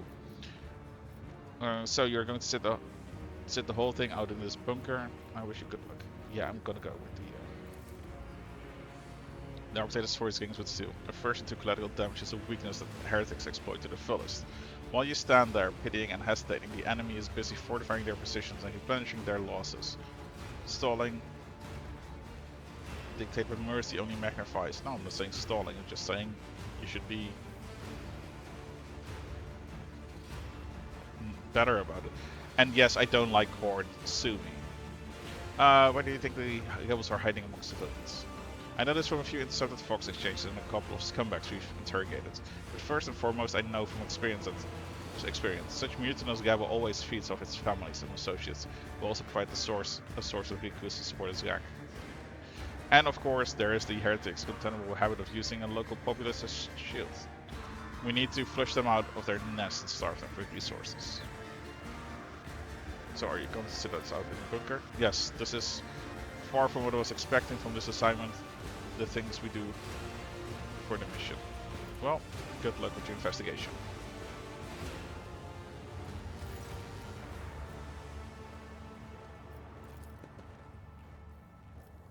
Well, he says he's innocent, so I believe him. Arbitrator Stein. And Clayton. I have a friend called Clayton. So that's kind of funny. He also would not survive as an arbitrator. You cannot see the secret assignment against senses shackled in stasis. The minds of the initiated are slumbered in the neural harness of their vows. I am registering an impulse changes. I surmise a potential influence on the stasis of the secret design. There came a time when the spiral was turned into a circle, but the cycle can be discontinued. The revelation granted by the Omnissiah to Logis Abel in the course of this data meditation has been recorded verbatim. Logis Abel is seeking an audience with the Venerable Dar Impulse 6, who may assist in interpreting the revelation. A request has been sent to the Governor's Palace for a shuttle flight to the electrodynamic Zenobium. A message has been sent to the Furibundus system. The cycle can be discontinued. I recognize the words. The voice from the Fox is soft and pensive, barely audible over the static noise. I believe I know the intended recipient of the message in the Furibundus system. It was me. Omnissiah, grant me the wisdom to fathom this mystery. Okay? Well. Always keep your eye on the prize.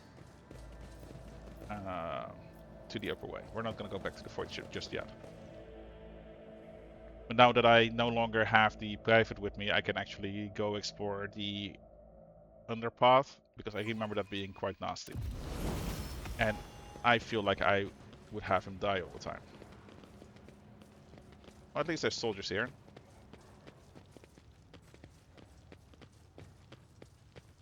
Also arbitrators. Is this guy standing? Okay. That's such a weird position to stand in. Is there money to be made? It's like in the middle of that container.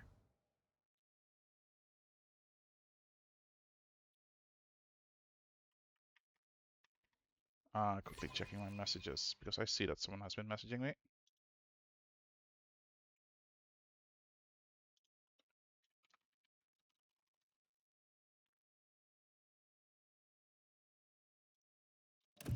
There we go. Okay, so we're back in the upper way.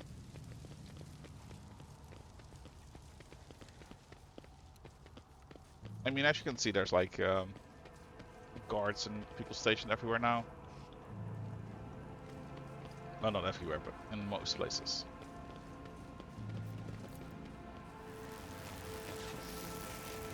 Keep your wits about you. Time to go down.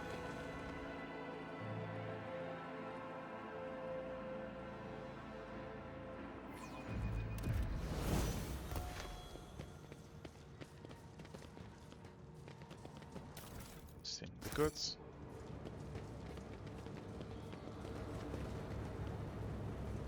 Attention to detail is the key to success. Ready for data input. The Emperor sets my path. See, right there. Did she just take her head? Nothing escapes my sight.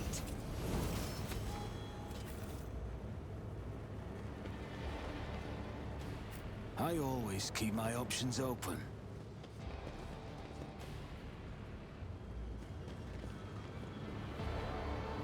Okay, there's a tab here. Join me in prayer. When the faithful are idle, heresy grows.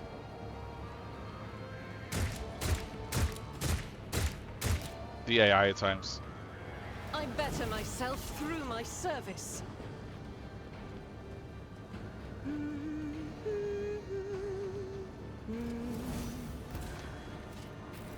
Okay, so that's most of the tabs gone. Just as I planned.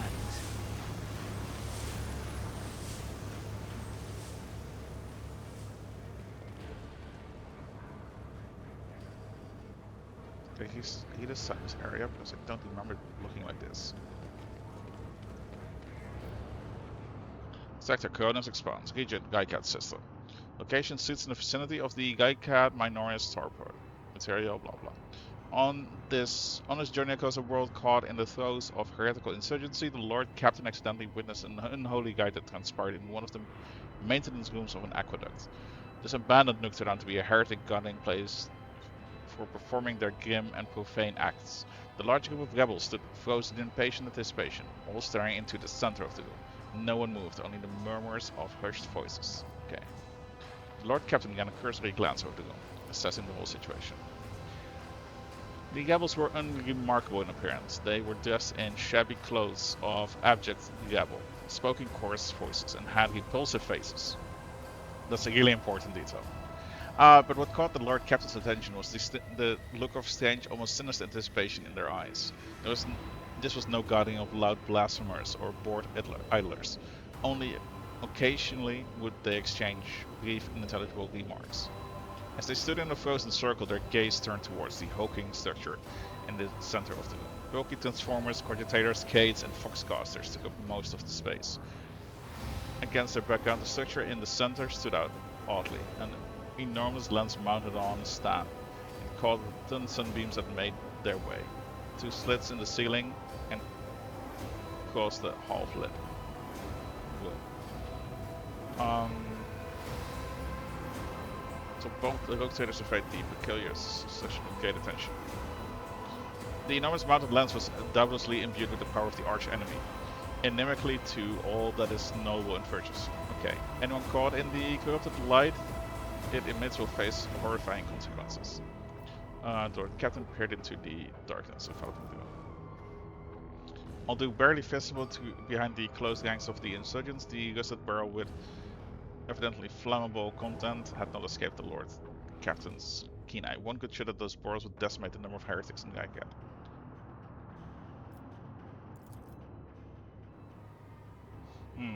As if commanded by a grim unseen force, the insurgents fell silent at once, and in a single movement parted. A thick, sticky silence filled the room.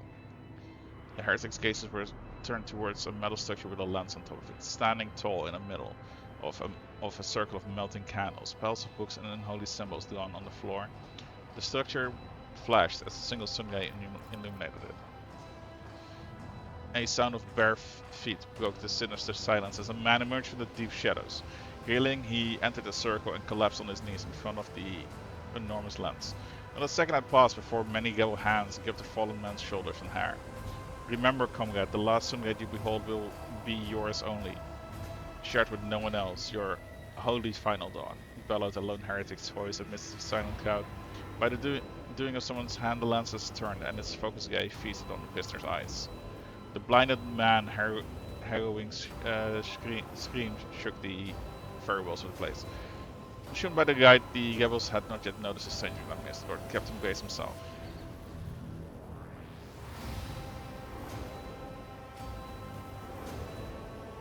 I'm just gonna shoot the lens.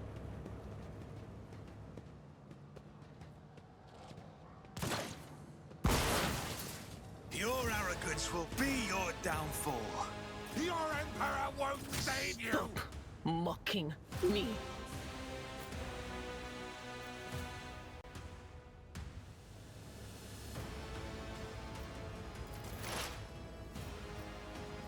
On it. Who if not me?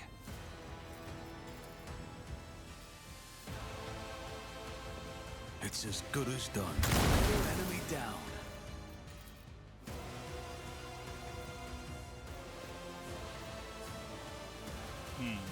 Yeah, I'll make it happen. Your end was inevitable. Nice. 2 shots in one gun is kind of nice though.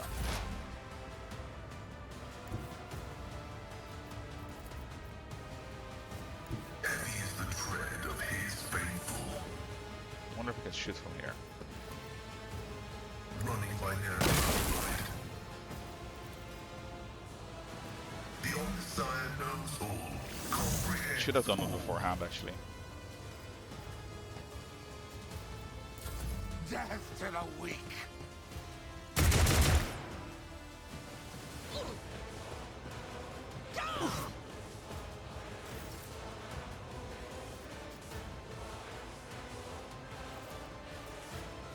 Doubt is for the weak. I'll do it.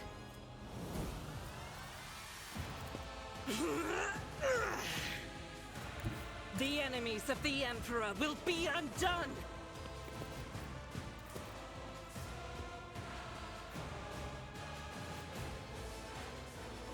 Faith without deeds is why I was chosen. I'll do it. Eradicate Nice. it. 24% chance to still hit.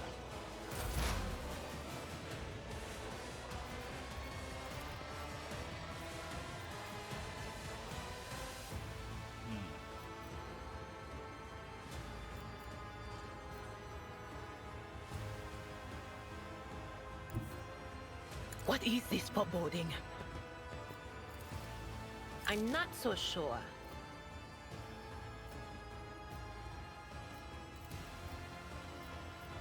Careful, I kind of hoped. Anything else?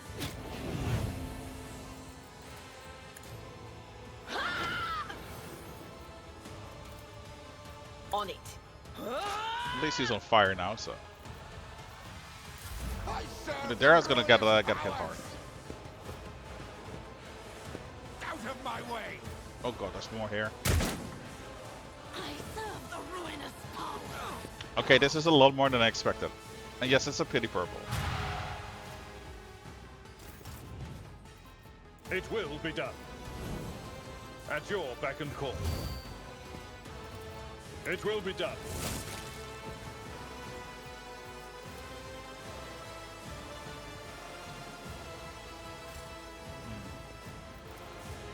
I'm not interested.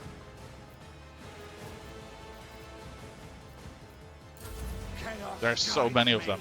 Oh my god. I had hopes that that was like half of these. So. It's about, oh well, he accidentally blew something up. Nice. Death to the weak. It's a bit more than expected.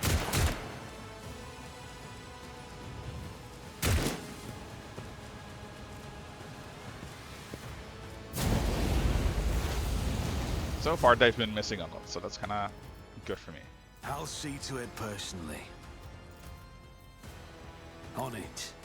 You never stood a chance. Okay, that's the leader is gone, so that's nice.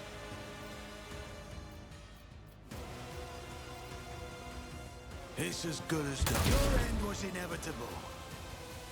Suffering is part of the trial.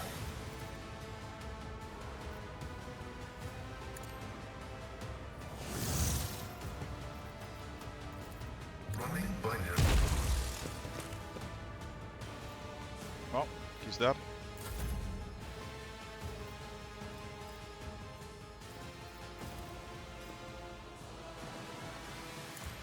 Each strike is a prayer. Well, that's one down. Was farewell.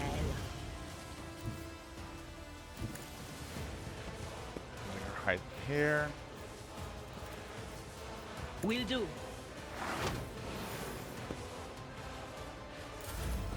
Death to non-believers.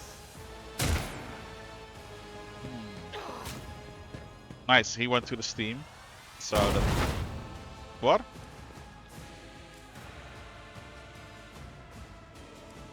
Use a self-sacrifice. Why? They weren't... Okay.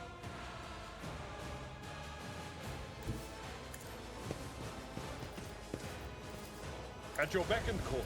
I took care of this one.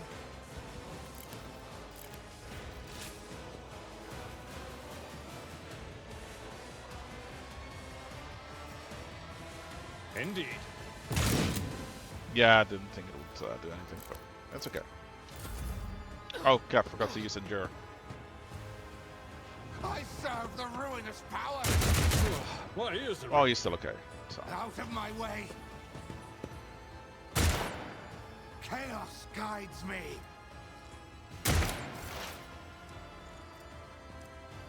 To by -1 to 6. Okay, I need to be careful with the veil now because it's going up.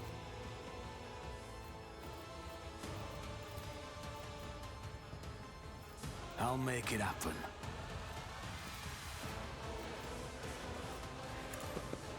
Another enemy down.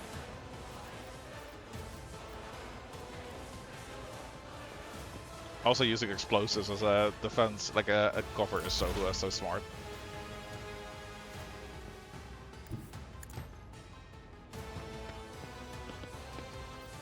I don't think he can actually hit anything. My vow is served.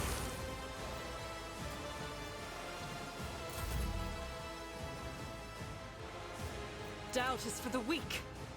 Okay, I should not go to this steam.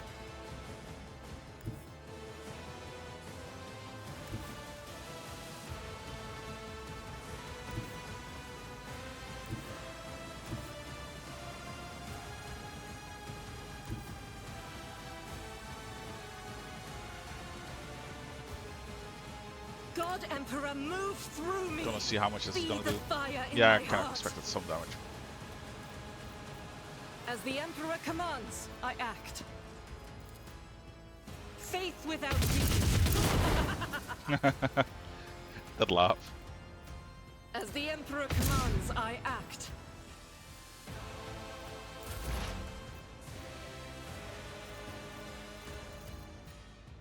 Anything else? Nice, super. Yeah, I'm definitely gonna stop using the psycho buildings now. Scrap your autogun, fire 0 shots. I've seen worse battles than this in my time.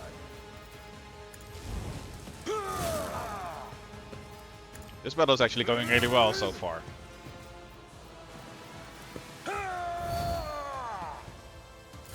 Chaos guides me.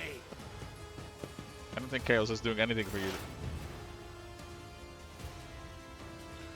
Dark player. Okay, I do not appreciate Who, that. if not me?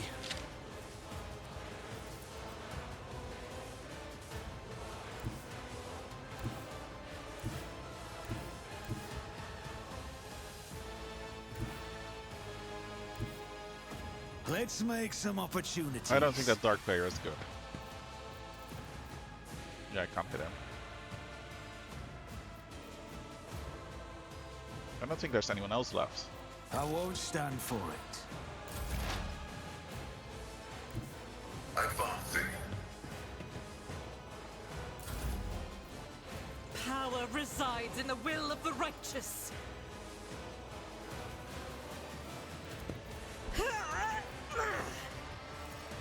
Doubt is for the weak. I'll do it. Come on, finish him off. Faith without deeds is worthless. I'll do it. Good. As the Emperor commands, I act. Yeah, she's not gonna hit that. Death to the weak. One fewer There you go. target. Your seneschal is always there for you. That was actually easier than I expected. I expected this to be a bloodbath. Your eye is drawn to the shards of the enormous lens scattered around the broken device. At first you are uncertain as to what troubles you. But suddenly the realization hits you. The glass shimmers in a unique way, just the same way as the shards of the unknown broken object you found near Theodora von Valencius's desk. What is the matter, Lord Captain? Why are you so interested in? Abelard tails off when he notices what you are looking at. He instantly makes the connection. By the Imperium Saint, it cannot be. Adira bites her lip. I see it too. Whatever that thing in her study was, it was made from the same material as this junk. What? What? Abelard is at the loss for words. He takes a moment to collect himself. And all at once, they start pouring out in a hasty sputter. It's a mistake. Slander meant to blemish the good name of a person who is now dead and cannot even defend herself. First as minions of the arch-enemy murdered Lord Captain Theodora, and now this cannot be tolerated. It will not be tolerated. Come on now, Abelard. You remember what she was like? There is small taste her grief, but at the same time, essentially knowing. Brazen, assertive. It was like her entire life was a case against fate, and the fate caught up with her in the end. She would have gone headfirst into a black hole if she thought it would put her one step ahead of everyone else out in the expanse. If we just find out what she was keeping in her desk and why she went to get it during the attack. Sister Jensen's beautiful face is full of grief. How bitter it is to know that you were born from bad blood, but do not let this knowledge drag you into darkness. Perception test. The sister's words ring with a genuine, sincere hope that you will be blessed with a worthier fate. She does not appear to be shocked by the news of Theodora's possible heresy.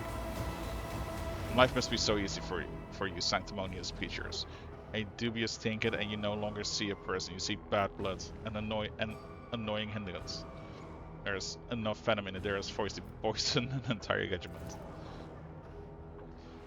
Argenta recoils, but the next moment her dark eyes ignite with fury. How dare you admonish me? We are speaking of abetting the arch-enemy. A person who has tainted themselves thus can never justify their actions. Sure, why go to all the trouble of trying to make sense of anything when you can just label them a heretic and call it a day? Except, dear friend, I seem to remember that you didn't mind Theodora so much while you were aboard the ship. You didn't leave her side for even a moment. She rescued you, aided you, and your adoration wielded the moment you heard an accusation studying her memory. You weren't surprised or upset. You just gave up on her and moved on.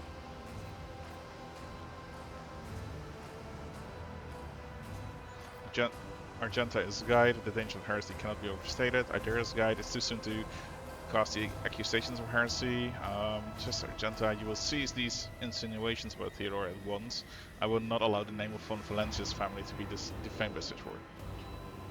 I am gonna go with Argenta's fiery gaze immediately bores into you. She coldly bites out. The deeds of the Goktator predecessors speak more loudly than any words I could utter. That wasn't so The ritual difficult. site is covered in ominous heretical symbols, each of which is unmistakably emanating. Oh, well. Is unmistakably emanating the malevolent power of the warp. Nothing but a pile of shards remain of the sinister lens that the heretics used to burn out the eyes of the vowed cultists. Well, at least there's lots of loot. A new flamer. Message from the cache on Rykad Minoris. A harbinger reports, but the Twilight and his people were unsuccessful. A dangerous enemy set von Valencia's for his plans. The duty is upon us, Agora followers, to succeed where Brother Twilight has failed.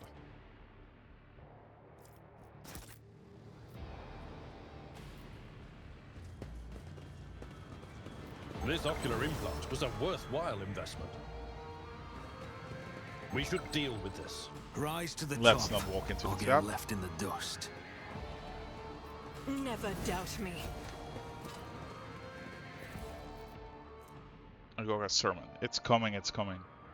It's doing ever near. Okay. Operation successful.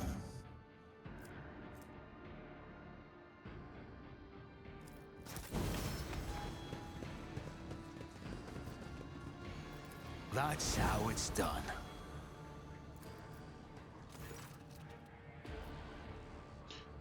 Access code required. Breach the cogitator's defenses.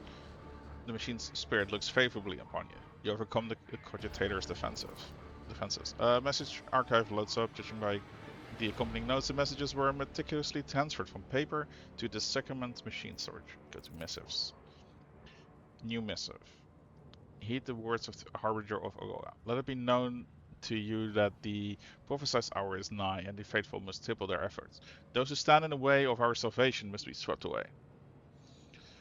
Let it be revealed to you that the enemy is about to receive reinforcements. Remember the name Seth von Valencius. His ship has already entered the system. We should expect the enemy to appear near our positions. Whoever gets our comrades of this threat will be granted Aurora's special blessing. A chance to stand at the prophet's side when the hour comes. Be vigilant. Let the final dawn come. Okay, dispatches. Tell the Harbingers we've intercepted a convoy of the governor's underlings who were supposed to meet at von Valencia's bloke.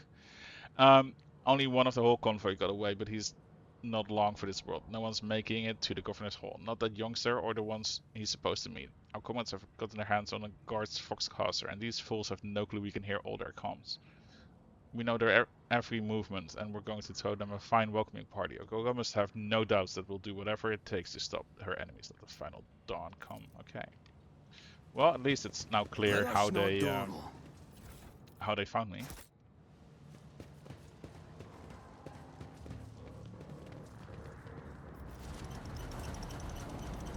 There's a locked safe here.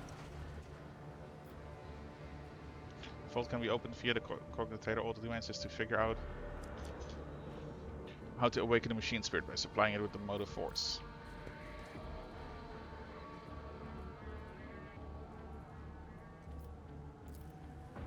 Success is the only outcome I accept. According to it, in order to perform the motive force, you must supply power.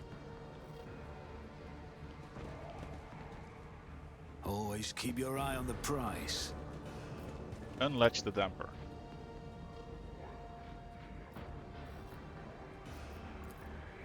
Okay, what did it say?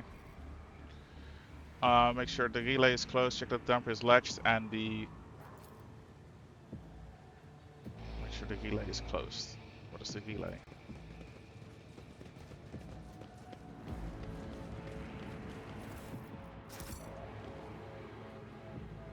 Close the relay.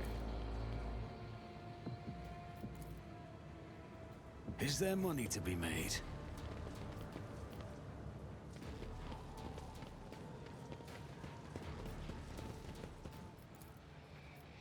Okay, make sure the relay is closed, check that the damper is latched, and the supplementary external relay is shut. I'll see.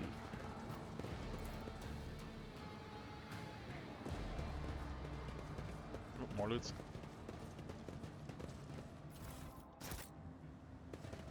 And more loot. I always have a backup plan. Can I fall back now?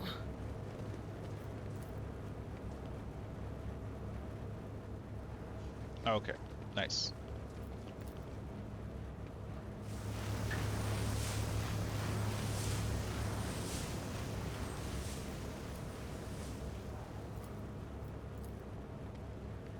My success is an irrefutable certainty.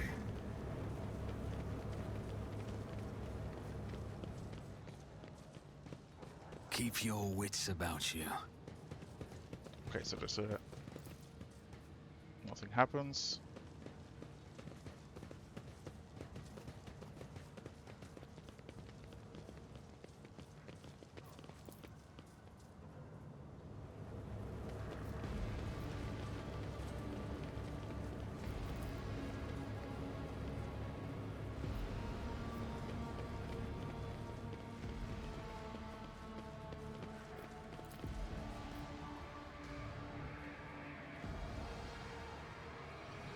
Let us not dawdle. Okay.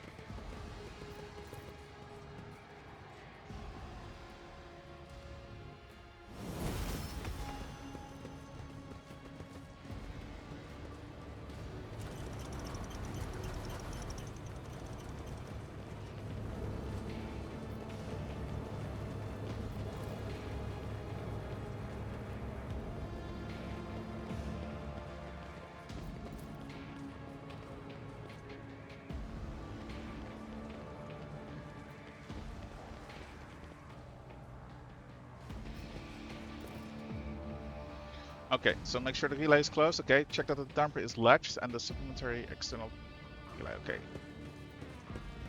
Unlatch the damper. I shouldn't Always unlatch. keep your eye on the prize.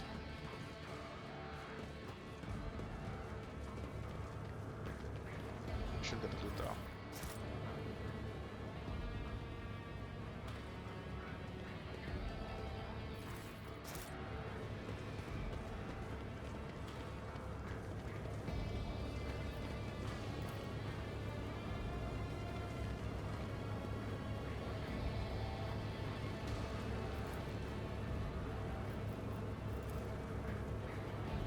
Is there money to be made?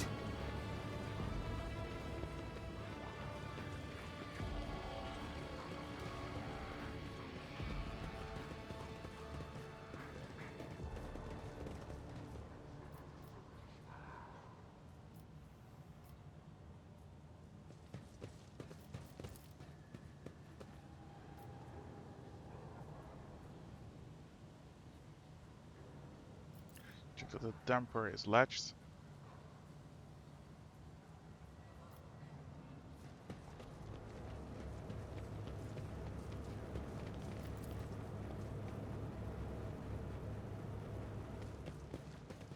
I always have a backup plan. Okay, so close the relay. This is the first one. Nothing happens. Okay.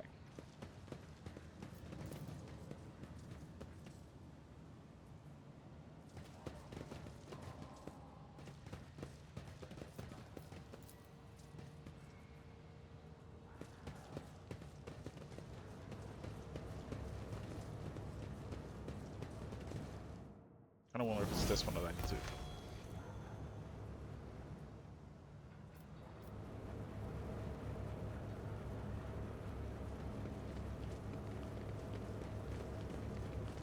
I always keep my options open.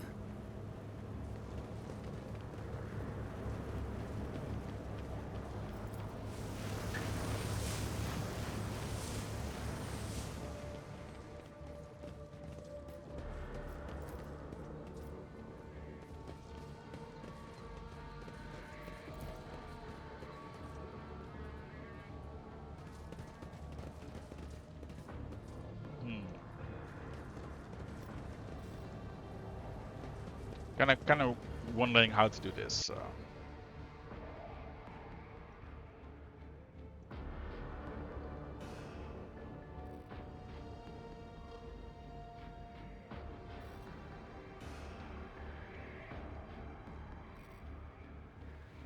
I remember doing this in the past.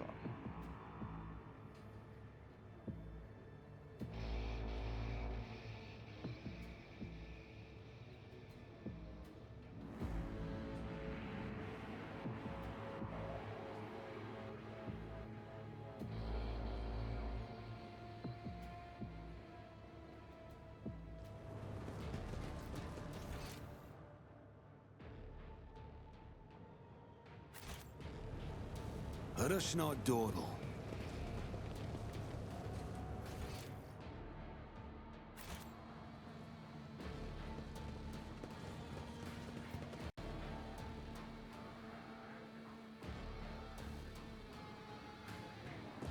Okay, this is the save that I did.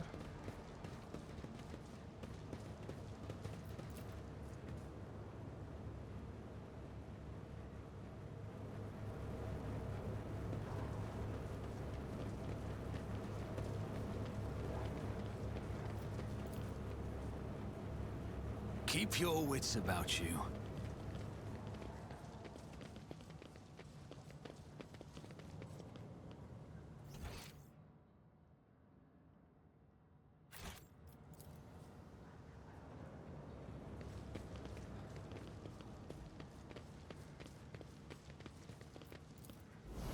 There we go.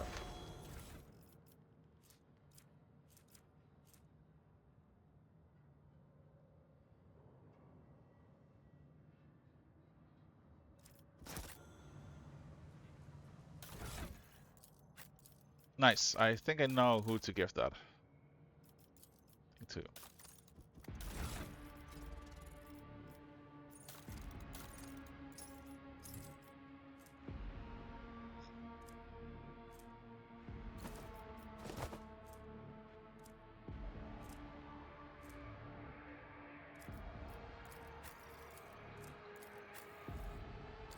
It's not wearing anything anyway.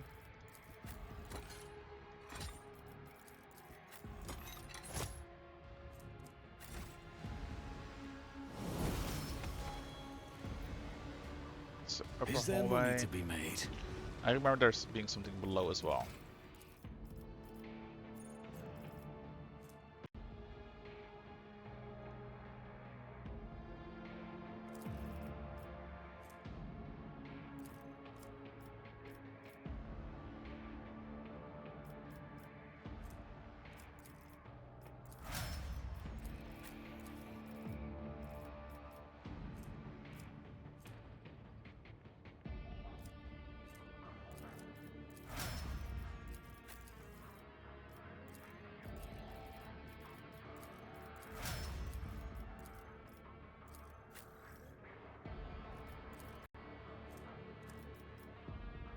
I need more screens. I've decided that.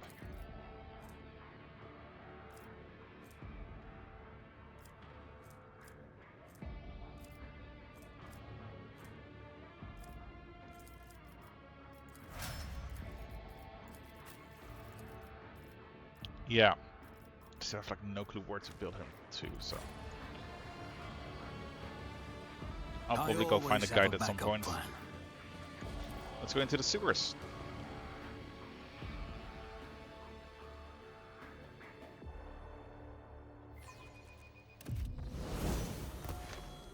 Remember, there's something being up there. Voices belonging to many of the residents of the lower levels merge into a single humming noise, unnerving and oppressive, much like the surrounding catacombs. Over there! The premonition runs true.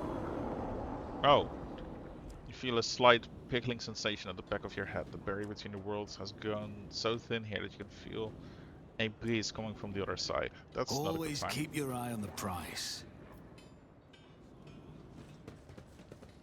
Crimson is a good color for battle attire. Enemies will perceive no weakness, not even if you are bleeding. My augmentations allow me to function effectively, even in the event of extensive blood loss. This is what should concern those who dare to stand against the servant of the Omnissiah in battle. There was something with that cultist. I always keep my options open. I think interacting with that cultist triggered something. We should deal with this. That wasn't so difficult.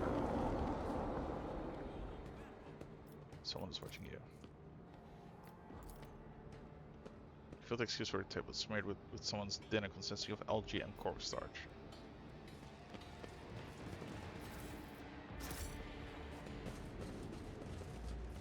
Yeah, there was something that was gonna happen here. I don't recall what anymore.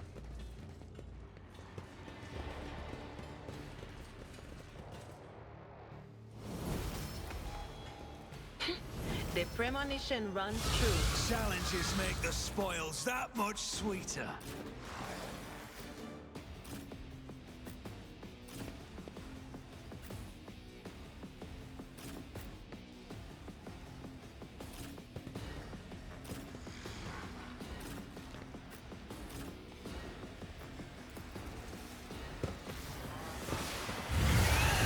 Oh. He turned everything hostile. That is not good. I'll do it.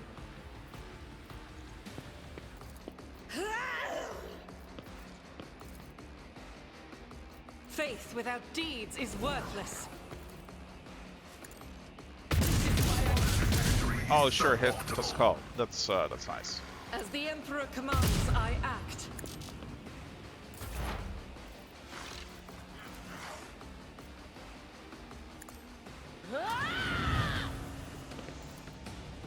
But of course,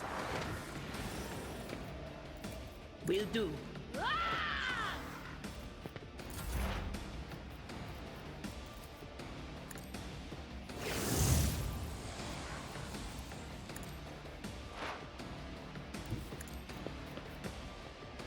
The scriptural prognosis is Oh, he just teleported. I don't think that's good.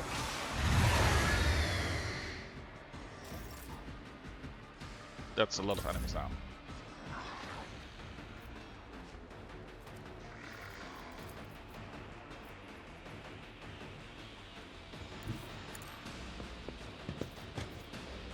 It will be done.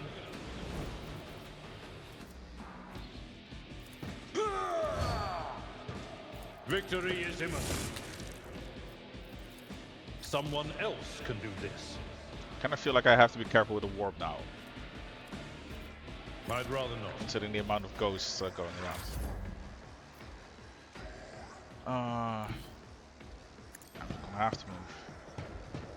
But he doesn't trigger, so that's nice. I'll make it happen. It's as good as done. I'll make it happen.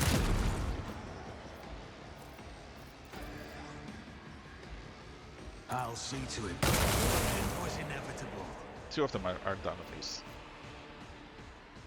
hold on. Okay, so the neutral ones will support me, but the ones that have been corrupted are gonna Here we go. fight them. Let's get to it. I'm not sure when they get Let's corrupted, make it so quick. I've suffered worse. Let's get to it. at least they're going for Abelard, so Let's get to it. Time to slaughter someone. Out of my way.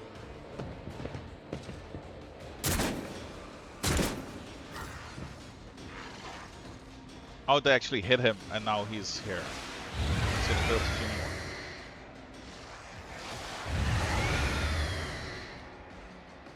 They'll just turn hostile as well. Fuck my life.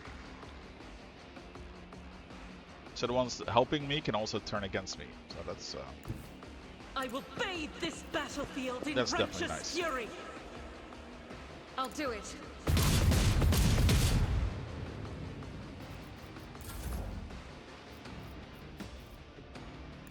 Cover me. yeah. I'm gonna have to go melee with her because I'm not gonna mess with this field accumulation.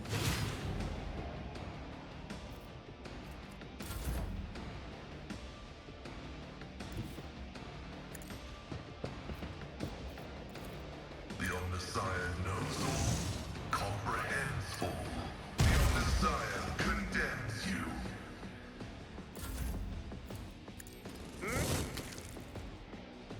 My place is at the fort.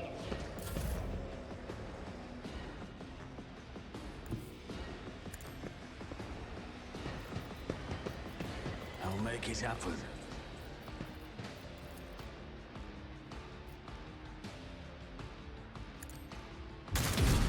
Oh, miss, nice. I'll see to it. You never stood a chance. Still got him. Show me what you got. Yeah, the neutral ones might be forced to serve the heralds, which is not that nice. Hold on. They were actually doing nice damage on the heralds, which was also their issue because now they're corrupted. Now they're helping him. Here, maggots. Let's get to it. Let's get to it. They're missing a lot, so. Oh, he's also still burning from all the debuffs, I'm guessing.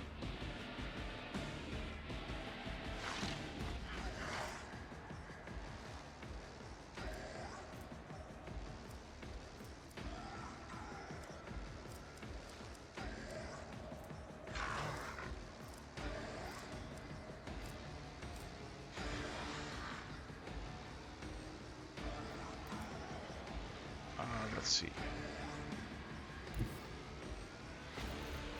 Rejoice in battle! I should have deselected. Well, she has more movement speed now, so. Come on. The enemies of the Emperor will be undone!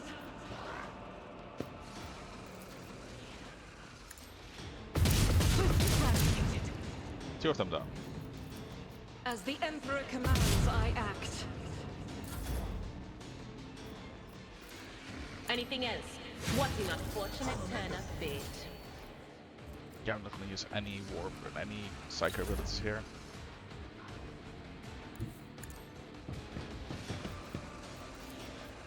Request approval. Button execution. Tried and tested tactics are the best ones. Can charge from here. I will do my...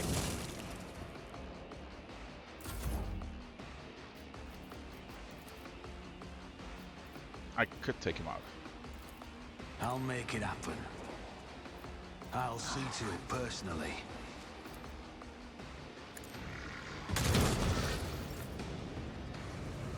There we go.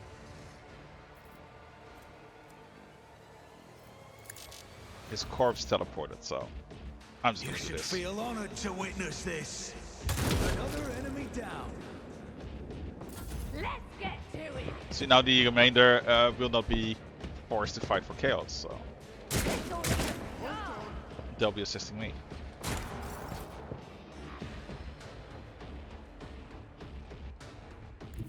God Emperor, move through me! Be the fire in my heart! There is movement in the Imperial. Yeah, that's all fine. Explorators know one route. Forward. Yeah, I didn't expect him to hit, but, you know. Small chance is better than nothing at all. Can I charge forward anyway? At your beck and call.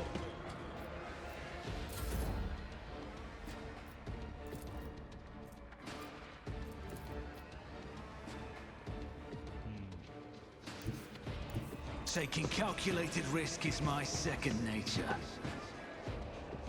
It's as good as done. Come on. Who if Second not shot. me? Oh, come on. Let's get to it. So close. Now the rebel is gonna kill him. Or not, apparently. Faith without deeds is worthless.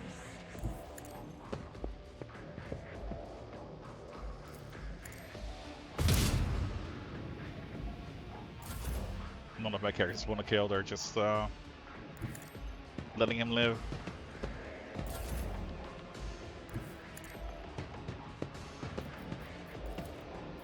My vow is to serve.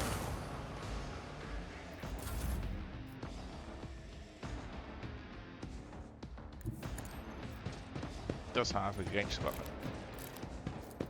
It will be done. Well, almost. I'll see to it personally. Here we go. Imagine one Ganon dude that has like no special abilities surviving for this long. Guided by faith! As the Emperor commands, I act.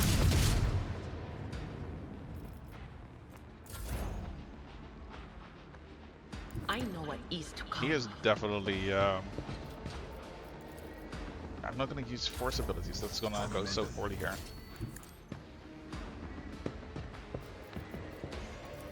Running binary. This game is just mocking me at this point. Follow my lead.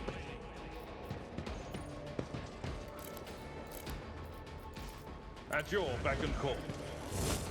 There we go. Finally. Sometimes you consult the appropriate treatise on Tactica Imperialis and weigh every step.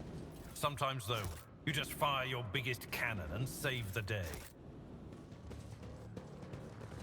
Okay, so not all of them have. Let us not dawdle.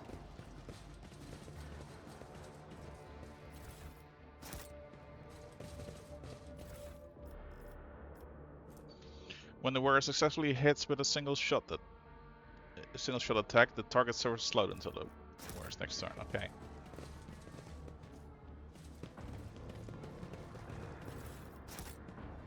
Attention to detail is the key to success. Did they find? Oh, loot here. Is there money to be made?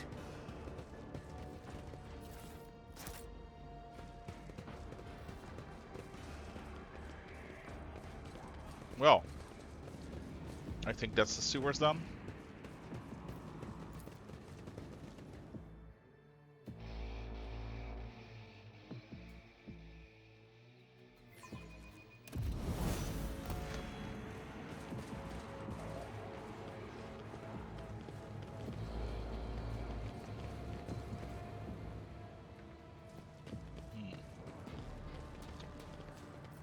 Keep your Turn wits to the about you.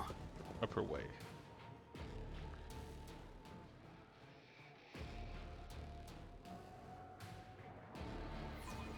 There we go.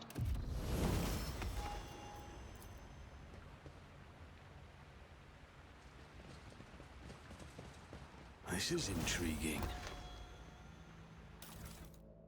At least I'm getting lots of loot at the moment, so.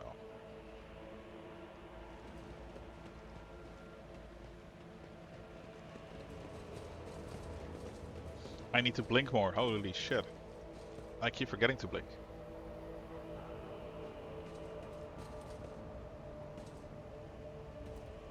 The Emperor favors me today. Rise to the top, or get left in the dust. I'm getting messages. Just a quick second.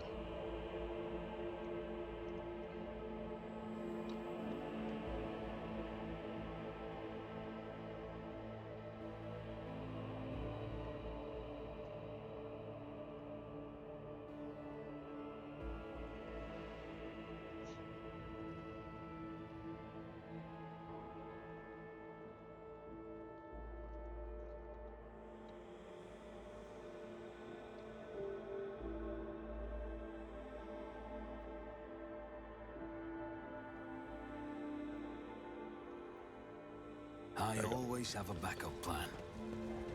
Oh no, they all have to take this the ladder one by one.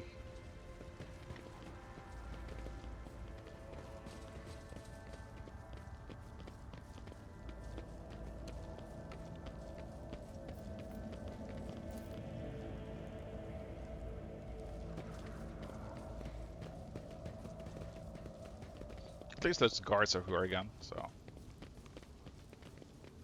that is nice. But it's still a mess. It's definitely a mess. They're gonna take a while to fix this. Let us not dawdle.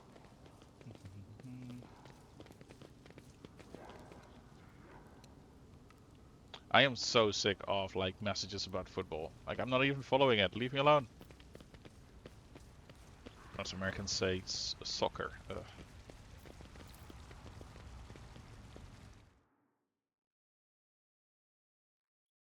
Just want a game. Like I have nothing with football. I used to play it, but I haven't followed any football in ages.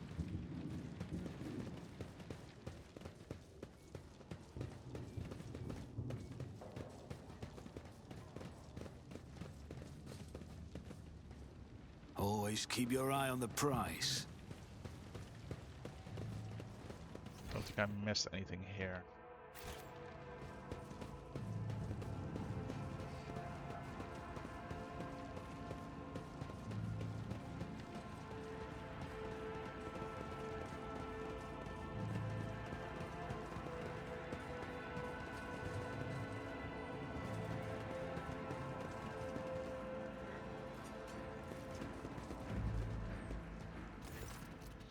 pilot dressed in a crumpled uniform adorned with a Von Flance's coat of arms looks quite pale. Her white hands bear red marks left by the wheel. The screams of terror she let out when the missile flew right past your shuttle is etched in your memory. Her voice quivers slightly, but even her fear cannot stop her from using typical Voidsman jargon. That was some flight, your lordship. If we'd been a little less lucky, we'd be checking in at the port in the sky right now. Senior flyer. Nimus, appointed by the senior deck officers to serve your personal shuttle. What was the weapon they fired at us? Can't say I know, your lordship, but the shots it fired suddenly fly quick. I've never seen guns like that before. And they were firing from far away, almost far beyond the bar, the horizon that is. Who gave those jobs a terrifying contraption like that? Get me back to my ship.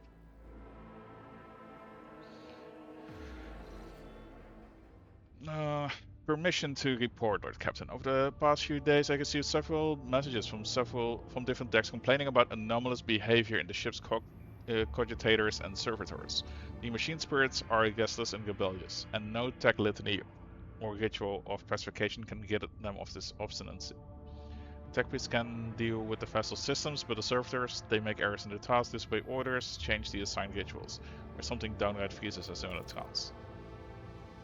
A click comes through the Fox channel, followed by a worried sigh. Lord Captain, occurrences such as these are caused by errors in cogitator calculations or have some other sensible explanation. I beseech you not to take those whispers about the ship being cursed or possessed. There joins the channel. Apparently it's just like a Teams meeting. Everybody can just hop in. And chimes in playfully. Oh, don't start, old man. All those peculiar happenings have long since turned into local legends. A door slams shut, a lumen starts flickering. Folk have grown used to that all, so our resident ghost has decided to up the ante. I'm telling you, these things are only going to get worse from here.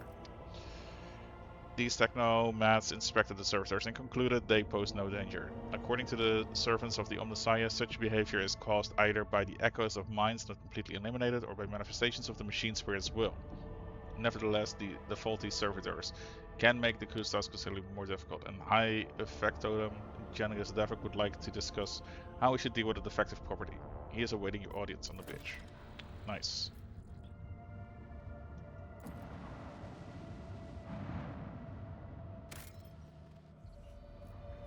How did we get back to the witch again?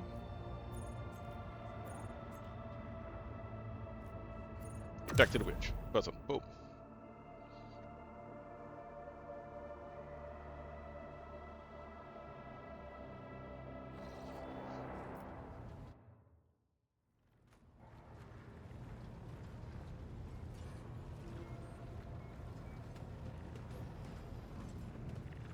Where is that dude? Ah, here he is. The corpulent man in lavish clothes bows before you, not without difficulty. A serviceable words over his shoulder, while the fingers of his augmented hand come against the sheaf of papers he is holding, and he regards you with attentive interest through the lens of his magnifying implant. Greetings, your lordship. Generous Demgog. At your service. You have a problem with the servitors? What happened? You see, your lordship, the ship's servitors have been malfunctioning of late. They violate protocols, interrupt their tasks, serve crew members for long periods of time, and move erratically with no meaning or purpose. Genius nervously pulls on his luxurious fur coat as if it were comfortably tied. Had it been some routine technical fault, I would have decided the fate of the servitors myself, but I deem it necessary to notify you. I don't wish to hide such irregularities from you. The Lord Captain, okay? If you observe this servitors' unusual behavior before you decide your fate, this can be arranged. The majority of the defective units have been delivered to one of the storage compartments pending your decision. Pascal Hinneman expressed his desire to be present during the inspection, should it be carried out. I suppose the expertise of the esteemed Magos may come in handy. I wish to take a look at those servitors. As you wish, your lordship, would you like the Engineer Prime to accompany you? Yes.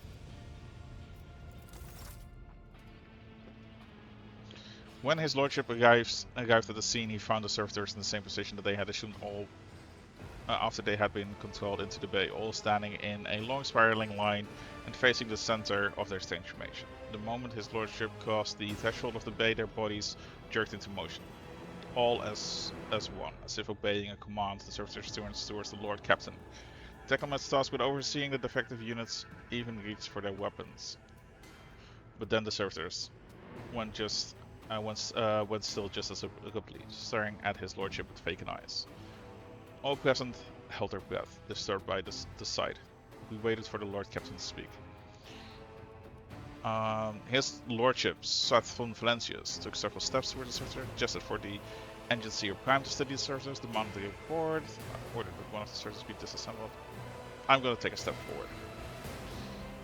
Immediately the servitors, each and one of them, stepped towards the Lord Captain in perfect unison. They mimicked his movements with frightening precision. The Lord Trader halted in place, and after a moment's thought, waved his hand, and the servitors just as synchronously repeated the gesture as well. When the Lord Captain turned quizzically to the Technomats, so did the servitors, as if mocking him. Whatever the Lord Captain did, be it an incline of the head, a wave of the hand, or a step to the side, the defective units repeated, without a moment's delay or hesitation. Like grotesque marionettes controlled by an unseen puppeteer. We observed this mime and fought in distressed bafflement for nearly a minute until the servitors finally came to a stop. Not sensing any threat from them, the rogue trader approached with confidence. Lord Captain summoned the servitors. As high factotum, it was I who had prompted the entire inspection, and this was my duty to follow the Lord Captain. As we stepped closer, we noticed a fascinating irregularity. The servitors' pupils, normally still, were shaking wildly. Their bulging veins were pulsating under their copper collars, inscribed with their past offenses. It was as if their mindless half machines were locked in a perpetual state of extreme tension. A visible shaken technomat behind us proposed that the human souls had awakened within the servitor's body after a long sleep within their lobotomized brains. Formerly bereft of intelligence, they had attained awareness, feeling, and understanding. After a pause, the technomat added that the servitors used to function properly, and that no one has been able to explain the change in their behavior. His gaze still trained on the motionless but half-animated, half machines and half people. The Lord Captain stepped away from the servitors. I'm gonna let him experiment. The engine seer Prime slowly waded into the motionless gang of the servitors, peering into their faces and checking the readings. There was no haste in Pascal's actions. With mastering diligence, he inspected every single unit in his path, and Binharik Payers were his companions in the investigation. Examination confirmed the Technoman's initial hypothesis. The servitors' soul, or rather the souls of the people they once were, had awakened. Not yet fully conscious of their past and present, these half-machines could nonetheless feel primitive emotions and sensations such as fear and pain. This undesirable consequence of shoddily performed lobotomy is most rarely observed, and yet for some unknown reason it had occurred in every single one of the servitors gathered in the bay. I will demand a report. The Technomat's long-winded and detailed report could have easily been summarized in a single key point. Despite the servitors' abnormal behavior, they were still quite capable of carrying out tasks, and therefore the circumstances did not ask for determination.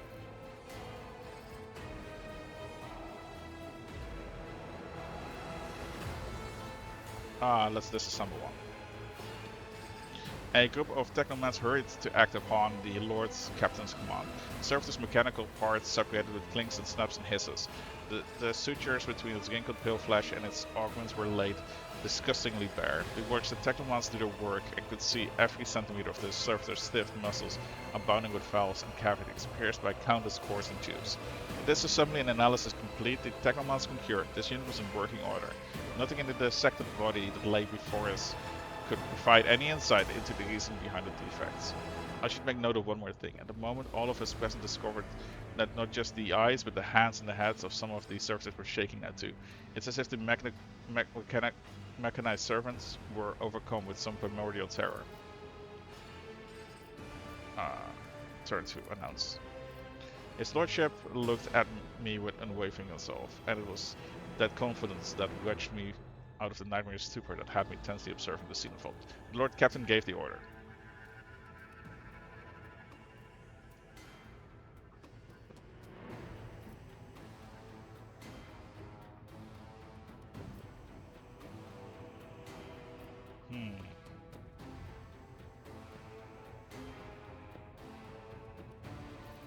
Yeah.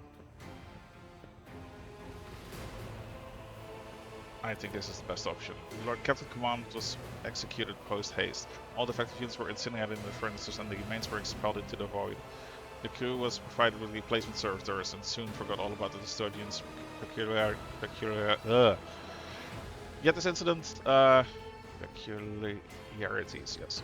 Yet this incident haunts my memories within this day. With the fate of the defective servitors decided, nothing could now distract the Lord Captain from his mission.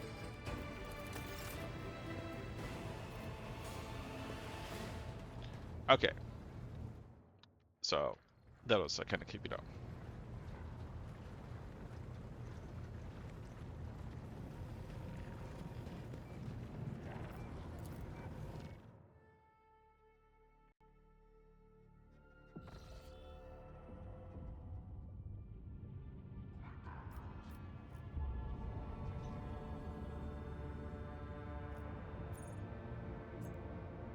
Okay, so Synthetic Station, unidentified void ship.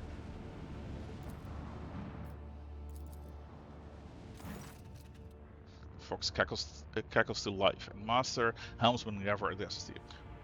What we have here, Lord Captain, is not very noticeable, but there's a void ship sitting in a local asteroid field. It sure is quiet, like it's huddled up in there on purpose. It's not like I am surprised. The thing is more scab heap than ship at this point. Somebody sure went to town on it. We are registering critical damage to the hull and depressurization on several compartments. Oh, there's an incoming transmission now too. Heroes, the Fox transmission hisses on complete cuts to static. Do not require assistance. Pete, do not require assistance. Copy. The voice relay is a different voice. Keep following. They'll pass us by one day. Roar, protect. Lord Captain, I am told our augurs cannot determine the allegiance of the vessel. To be brief, there is an unidentified and badly damaged vessel within an asteroid field near Rykad, a colony that is refusing help, which not to find a point on it has not yet been offered to them. Therefore, can we establish communication that the vessel identify itself? Yes, Lord Captain. The connection is established and on vessel. We are receiving you. Identify yourself. I repeat, identify yourself. For a brief moment, the fox only hisses and snaps, and then several voices at once start shouting over one another. Do not tell. Tell him we are done for. This is Thunderfang. We are, one of the voices falters uncertainly and is replaced by another, a merchant vessel. Do you copy? We are a private chance vessel. A merchant vessel, of course they are. Damn, my stupid hat. Where did I hear this name before? Thunderfang. Okay, for damage report on the unknown vessel. Telemetry shows several hull breaches, most likely caused by the guns of a combat ship. Several compartments are leaking air. The bridge has been almost completely obliterated. Two of the engines are critically damaged. Somebody gave them a thrashing, so solid they barely managed to limp away. Thunderfang, why can we not? No, Thunderfang, your vessel is barely damaged. What happened to you? The fox responds by bursting into a cacophony of sounds, words, and emotions. Someone chuckles bitterly, another swears with some foul expletives, and yet another hisses, fiercely demanding that the others shut up. You manage to make out little of the noise. We were just flying, minding our own business, sure. Stayed out of the blue and opened fire. Miracle we could get away, Emperor protected, and then more fire. Who, fortunately knows, roasted our tail, bombed everything. The folks are without help. We never got to them. Thunderfang, why can we not identify you? You can make out hoarse and furious whispers even over the crackling static. Why? I don't know. What if? Certainly not. The whispering dies and a clear, youthful voice cuts through the static. Our vessel is badly damaged. Damage is preventing the correct identification, we assure you. Seafall, I'm guessing peaceful merchant vessel. Thunderfang does not require aid. Thunderfang, yeah, stop playing games. Happy now? What have you done? Diod, it's too late now. The Fox Channel is again filled with angry whispers of several voices. The whispers and static are drowned out by a clear and slightly frightened voice. Do you copy? We are from the Fellow of the Void. We did not come here to loot. On a different business. To help our own out of jail. Do not hurt leads. We already had our kronos cleared. How about a second deal? Our hold is full of goods. In case you're unaware, Lord Captain, the Fellowship of the Void is a disorderly assembly of several dozen pirate factions in the Corona's expanse. They consider they consider themselves above regular heretics solely because they sometimes have foxy conversations with those whom they are about to board. Were it up to me, I would make them eat a salvo from the macro cannons to shake the scum loose from the decks. They certainly deserve it. The honeyed voice of the high factotum interrupts the translation with a polite cough. I would avoid destroying the vessel if I were you. Although the moral aspects of their livelihood do cause some awkward questions, the Fellowship of the 40 remain a major supplier of goods to the local market. Perhaps you will find dealing with them acceptable, especially in a situation where performing a warp jump is impossible. Okay, I'll just exchange with them. It's fine.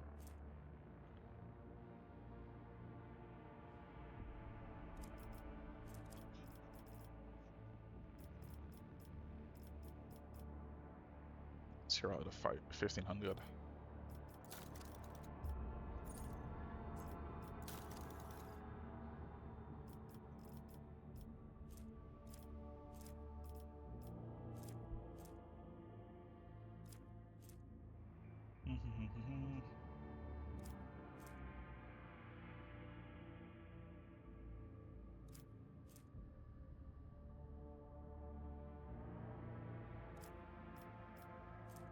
Noise suppression helmet.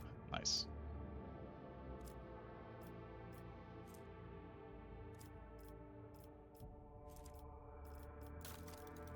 Well, at least they're not hostile, so. Lord Captain, sorry to disturb you. It's pandemonium outside the bridge. One of the officers seems to be demanding an officer with you in person. I think I hear Master Starian's force. In any case, I wanted to warn you in advance. Okay, let's see what's going on now. Can't even fly through the solar system without something happening.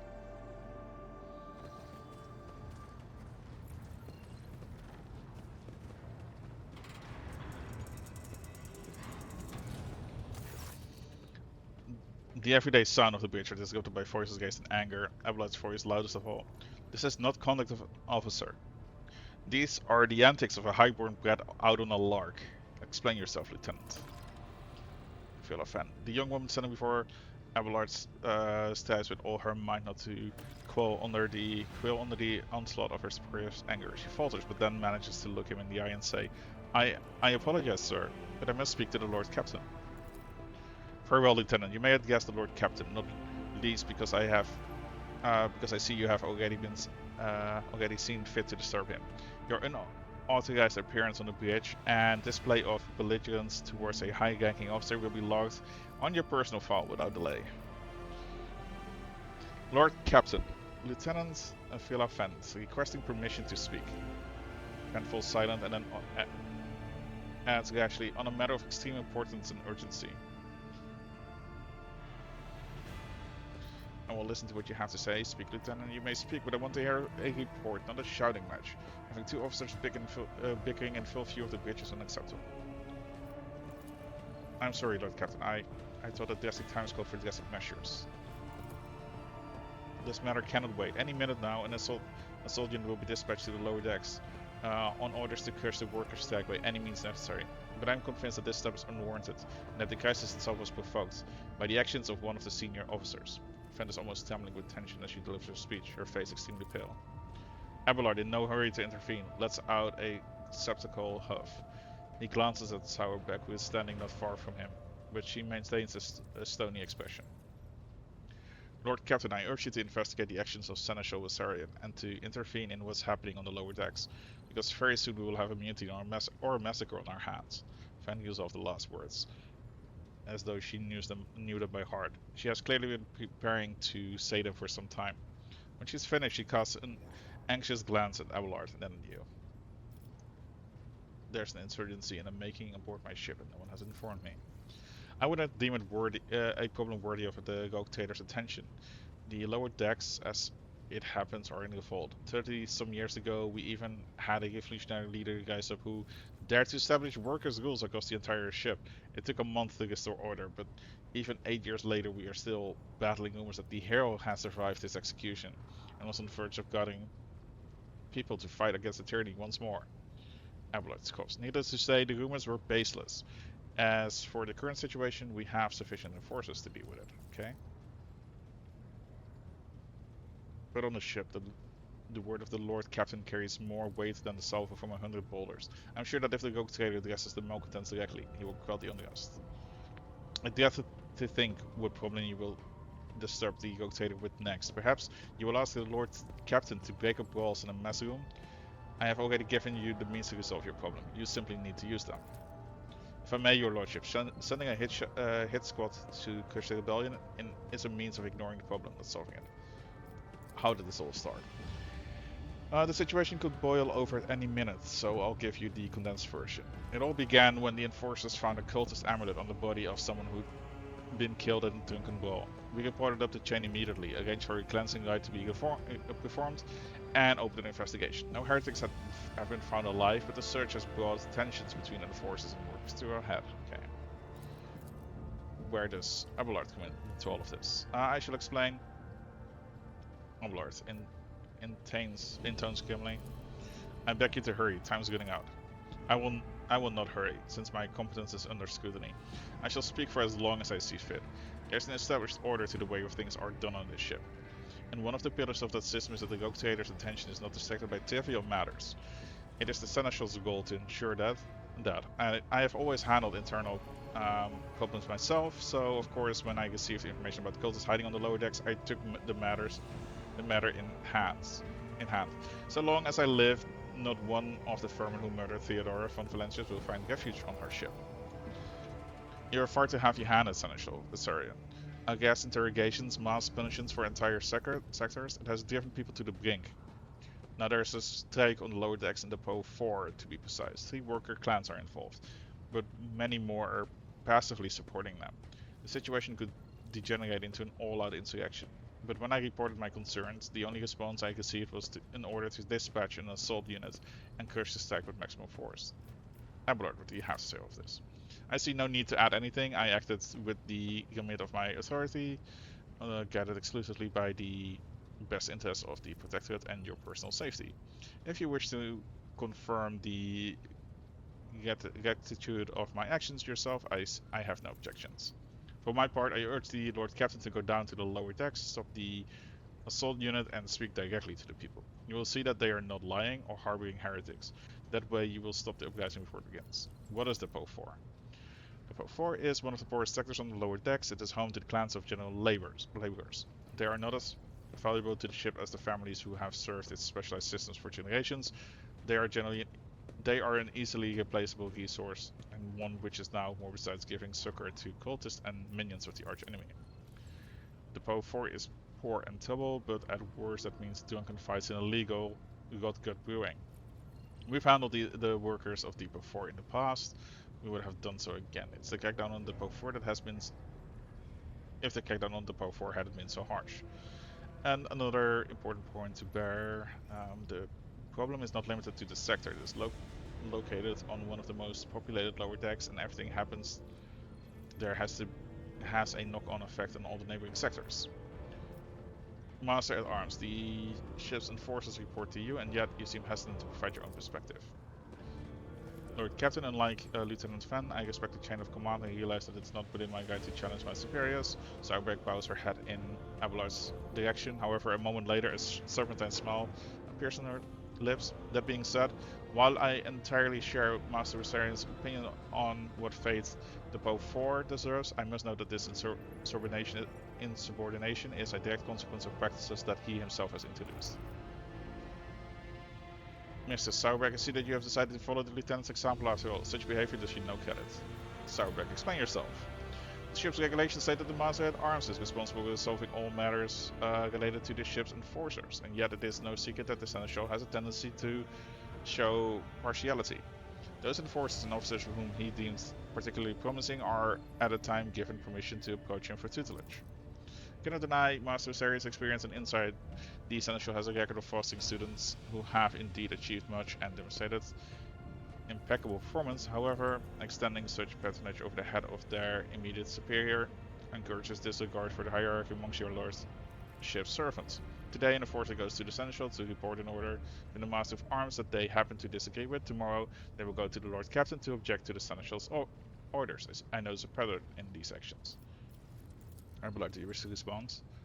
To respond, Mr. Sauerbeck, can you recall an occasion where I would encourage an officer to disobey their superior? Or one where I would overrule their order, or show favoritism to one I merited? None, Seneschal, for there have been no such cases in the entire time I have served upon the ship. If anyone were to claim otherwise, I would have them pay for insulting your honor with blood. Your conduct in this regard have always been spotless. Nevertheless, given your eminent position, a simple show of affection on your part is enough to erode the propriety of junior officers, inflate their sense of self-importance, and undermine discipline. That you distinguish some of them and know them by name is tantamount to walking around the officer's deck handing out gifts to officers who have caught your eye. It fills those you set apart with ambition and audacity, making them stand out more among the rest. Enforcers are meant to be faceless servants, fighters ready to die, their fate entrusted to their commander, no one else. That is the sole foundation of the order. Lieutenant Friend, would you say the Seneschal has singled you out from your peers in any way? Lord Captain, I swear that Lord Seneschal Viserion has never granted me any privileges, never once advocated for me, nor facilitated my promotions. Although he is the man who convinced me to become an officer in the first place. He offered me extensive guidance in my service, which I am grateful to him. And while not all of my fellows receive such attention, I know of at least a dozen fine officers whom the Seneschal keeps in his sights to ensure that they continue to strive. To prepare new generations of the dynasty's servants, to instruct them, and to separate them, those with potential from them who have exhausted it. That is my duty as Seneschal. This ship has base worth of pilot and forces, officers, technicians, and stewards whom I have cased personally. By the throne, every third person standing on this bridge right now was my student at some point. I see. Evidently my officers are anything but a shining example of unity and adherence today. I have only myself to blame, I suppose. I've heard enough. I will go down to the lower decks. I'm certain the Seneschal was acting with his authority, but we'll verify. This matter is not... Yeah, I'm just gonna go down.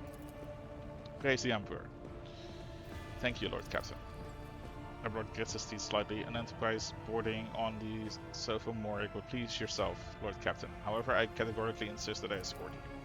Lord Captain, I regret that the enforcers were unable to handle the situation, which led to you and your Seneschal's involvement. I consider my duty to go to Depot 4 myself and see to the expedient resolution of the incident. Oh god. Considering that I'm going with my entire party, this might actually become combat. I'm kinda hoping not. I don't want to slaughter my own people.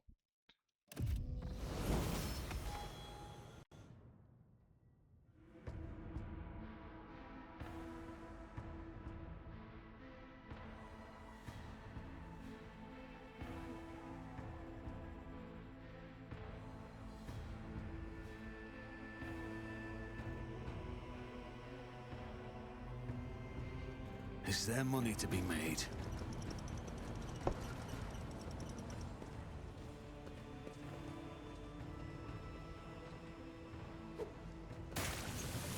Okay, people are not happy.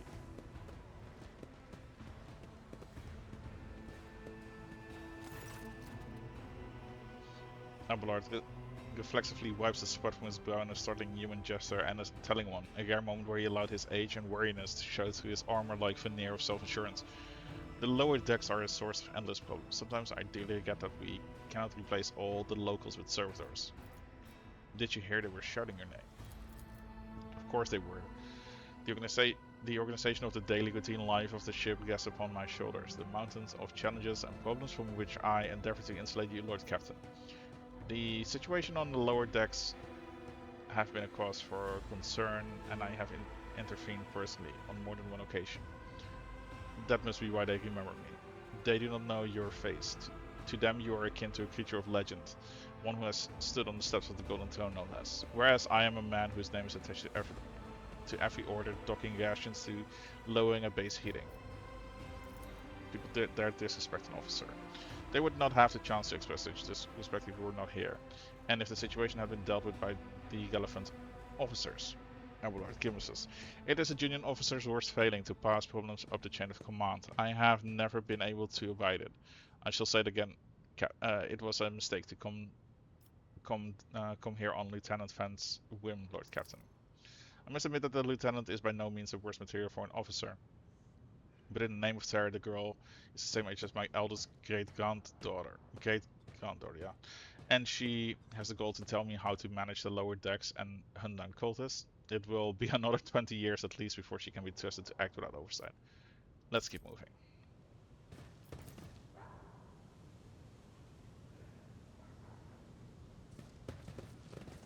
Keep your wits about you. I still do not see our purpose in coming here. Relax, old man. Going for a stroll on the lower deck.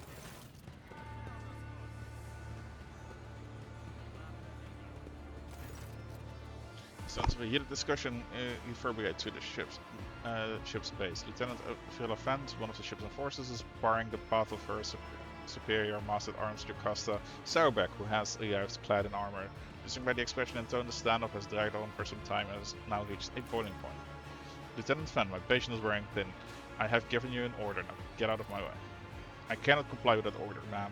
Fan looks shaken, but there is fire in her eyes. This is my deck and my sector. So long as this area remains under the Lord Captain's special oversight, no action can be taken without my express permission. There are only 3 people who are authorized to make me stand down. The first officer, the rogue trader, and the Emperor himself. So not all my lessons fall to deaf ears. Abelard mutters in heavy approval. He does not clarify whether he means Fent, Sauerbeck looming over her, or both. Your lordship, noticing you, the 2 officers snap to attention and salute. Their subordinates following suit a moment later. What's the situation? Your lordship, my people have locked down the bay where the strikers are, including their leaders. We have the situation under control as far as resources allow. Under control, Lieutenant. I came here to lead an investigative unit. And what do I see? The rebel is on the verge of mutiny. There is nothing to investigate. This simply calls for immediate repression and firing squads, and you, Vant, are a step away from facing charges yourself. We encountered some locals on their way here. Their conduct was outrageous. They even tried to throw things at us.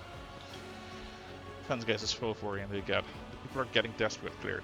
They saw the assault unit and they decided that they had nothing left to lose. I mean, I apologize, Lord Captain. It is outrageous. I mean, the people simply didn't recognize you. It wouldn't have occurred otherwise. We will deal with them once the current situation is solved. I wish to speak to the strikers. Right you are, Lord Captain. Allow me to wish you good luck. Well, let's see how this is gonna go. Rise to the top, or get left in the dust.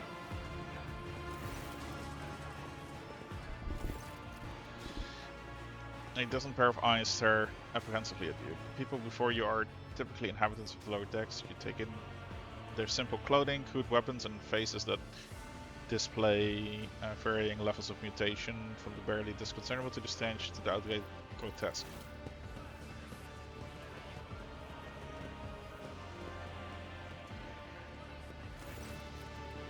Give it. A whisper passes to the crowd, and you detect a mixture of fear, astonishment, and joy in the reaction. Finally, 3 people break away from the crowd. An elderly woman and 2 men. These must be the leaders. They bow clumsily before you. Lord Captain, you've come down to us. Tell me what is troubling you while you're striking. Striking? That is news to us, your lordship, says a tall, thin man in worker's garb. All we're doing is asking questions, saying what we think. Shut up, Gifford, snaps the old woman, who turns her hostile dark eyes on you. Here's the deal, your lordship. Your damned enforcers are all over us down here. They say they're looking for cultists. One wrong word and they're reaching for their batons. If they wish to punish someone, they turn off the heating to the whole bay for a week at a time. So we get sick and freeze. In my clan, 2 little ones died from inflammation in their lungs, all because of those enforcers. The old woman spits on the floor and goes at the spittle with the toe of her worn-out shoe. Genta does not interrupt the work, because you see the sadness well in her eyes when the children's death are mentioned. She quietly whispers a requiem prayer and makes a sign over herself. It's all true. Fant is the only enforcer who stood up for us. It's clear as day who had a mother from the lower decks and who grew up amid ships and has no fellow feelings towards us. The grim man with a scarred face toes up his arms. Your lordship, we're no villains here. We're honest workers, servants. We plotted no disorder. We went on strike openly, and now we've got guns pointed at us. All we're doing is asking to be allowed to work in peace without being arrested. The persecution started apropos of nothing, you say. I was told that one of you found possession of a cultist amulet, and there were heretics hiding it. Cultist amulet was that. The Jew god that they found on the I have like no clue. That they found on that Dunkard, it was as if it was something evil and forbidden. We didn't know. The enforcers just said they were looking for heretics amongst, and anyone obstructing their investigation would be punished. But how could there be heretics here? We know our own people. There have been no new faces around. Definitely not, and if there were, we'd be the first to report them. For this amulet, or whatever it is, they took it off a dead body. There are no cultists still feeding in our sector, that's for sure. But when that fight broke out, some enterprising folks looted the bodies. The boots they came back with, nobody ever get these decks in boots so fine, I can tell you that. Seems to me these cultists have better commanders than us. Oh yeah, those boots were really fine, and there was no harm in taking them, guide. As for the amulet, it must have been pocketed by someone who didn't know any better. We don't really need any amulets around here. We all worship the Emperor, and when we're working we bow before the machine spirits of the large and small transformers and the servo motor. The same way my grandfather was taught hundreds of years ago by the tech priests who came calling. Believe us, your lordship, we are people of faith. I can confirm the information regarding the proper tending of the machine spirits in this sector. Servitors indicate that these commoners are performing the sacraments they are permitted to know. These children, weren't you taught from an early age of the danger of the arch-enemy's creations? Weren't you warned that any unfamiliar objects could be one of them? We were told, sis, but it was long ago. The last time we saw him confessed in our sector, it was just outside my third little one. That is regrettable, but you cannot lay the burden of leading a righteous life on the shoulders of the Holy Fathers. Whom will you blame when beasts call out of those amulets you stole from the heretics? The Holy Father who was not there? Or the scavengers who brought evil on themselves and their neighbors? Abelard, do you have anything to add? I authorize the use of all necessary measures to locate Chaos worshippers hiding in the sector. The specific steps taken by the officers were not reported to me. Abelard frowns, clearly disgruntled at having to explain himself in the workers' presence. Nevertheless, I am certain that their actions were justified. Cultists are no drunken stevedores. They are the enemy and a threat to the ship. Neutralizing them demands decisive action. Starbuck was it really necessary to torture those who called. The rebel understands only one language, Lord Captain, that of violence. As per regulations, should laborers persist in their unwillingness to cooperate, the next step is limiting air supply and cutting off water, which is almost certain to restore order. The peasants can grumble all they want, but in the end, they are the source of their own misery. All they have to do is bow their heads and fall in line, and the need for punitive measures will disappear. We were attacked on the way here, can you explain that? Here's an explanation for you. The people have been pushed to their limits, and now they're lashing out. As if we don't know why these top deck units are being sent down here, like the one that the lieutenant won't let past. Our clans are all inside that bay that have been sealed off, but the lower decks are big. I'm sure there are some people who've had just about enough.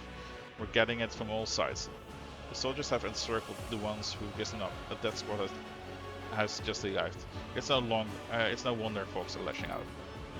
Awareness test succeeded, their words seem sincere to you, their body language glances. What changes do you want? We should look at that. The exalted Lord Captain himself was asking us Belgrats what we want. Well, here's what we want. We want you to gain in your damned forces, to quit turning off the heat, and to stop battering everything that moves. No, that's not it. We want the enforcers gone from here, and we want to be armed. Give us arms and we'll govern ourselves. We'll defend ourselves if these cultists show their faces. I've been leader of my clan for 20 years now.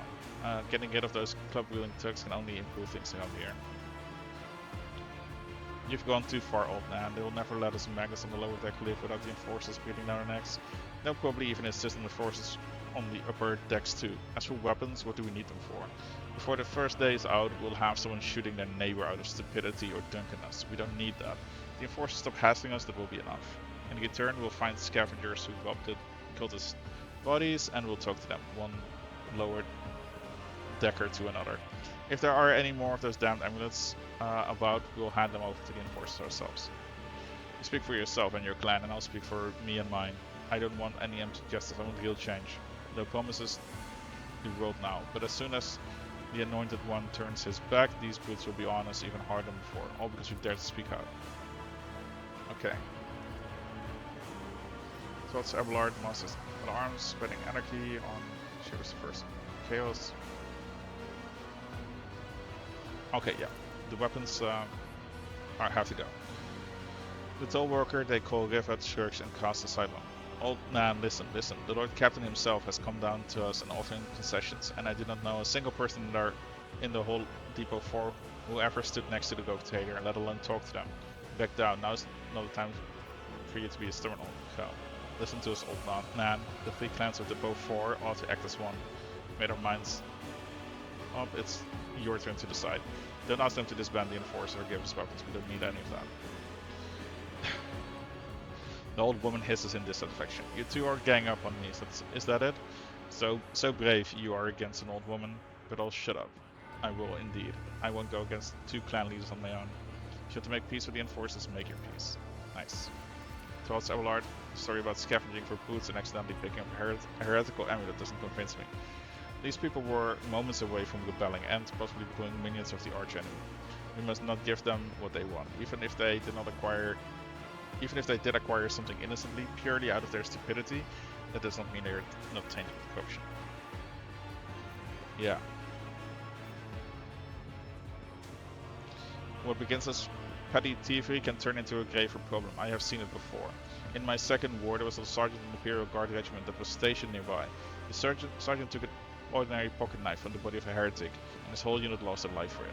When they finally managed to break into the barracks, they found not a single survivor, only the pocket knife, which has gone through all the rows of beds into a metal choking vine.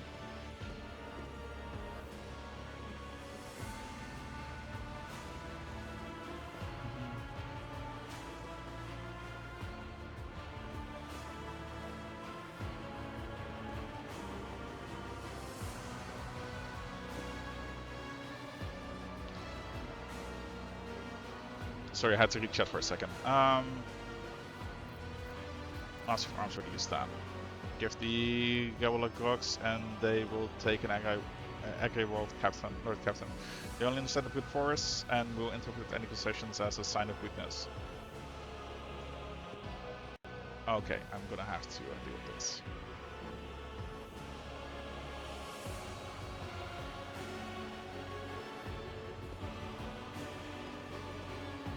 A bot was spamming, saying like, oh, he knows a streamer for 500k, had to get rid of that.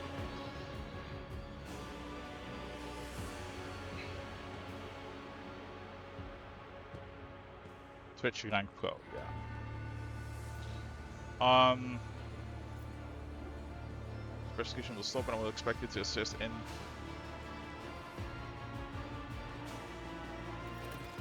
Your Lordship, thank you. You have not abandoned those lower deckers.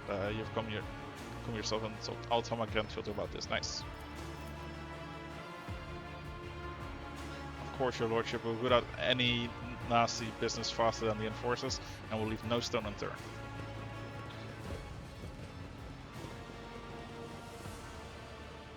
Well, I don't think Abelard likes it. I always keep my options open.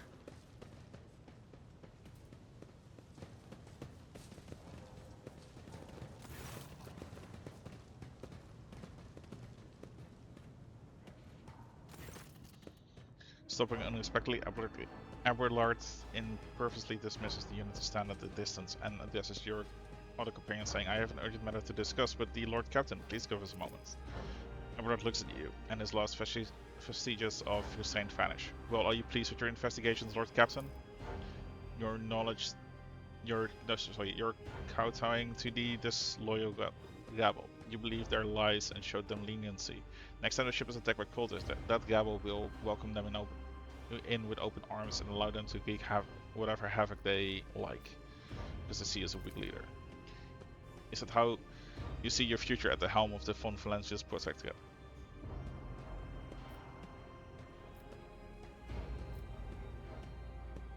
Let's talk about your role in this instance. You're allowed to for to happen. Your actions practically guaranteed it would. I would have handled the situation myself had you not decided to intervene. Abelard says irrespectfully. Remember, Lord Captain Theodore, do you think she would ever ever set one slippered foot onto the lower decks? No, she did not. Such matters were left to myself and the junior officers, while she dedicated herself to her grand designs for her protectorate, as any two such this in the Rogue Trader ought.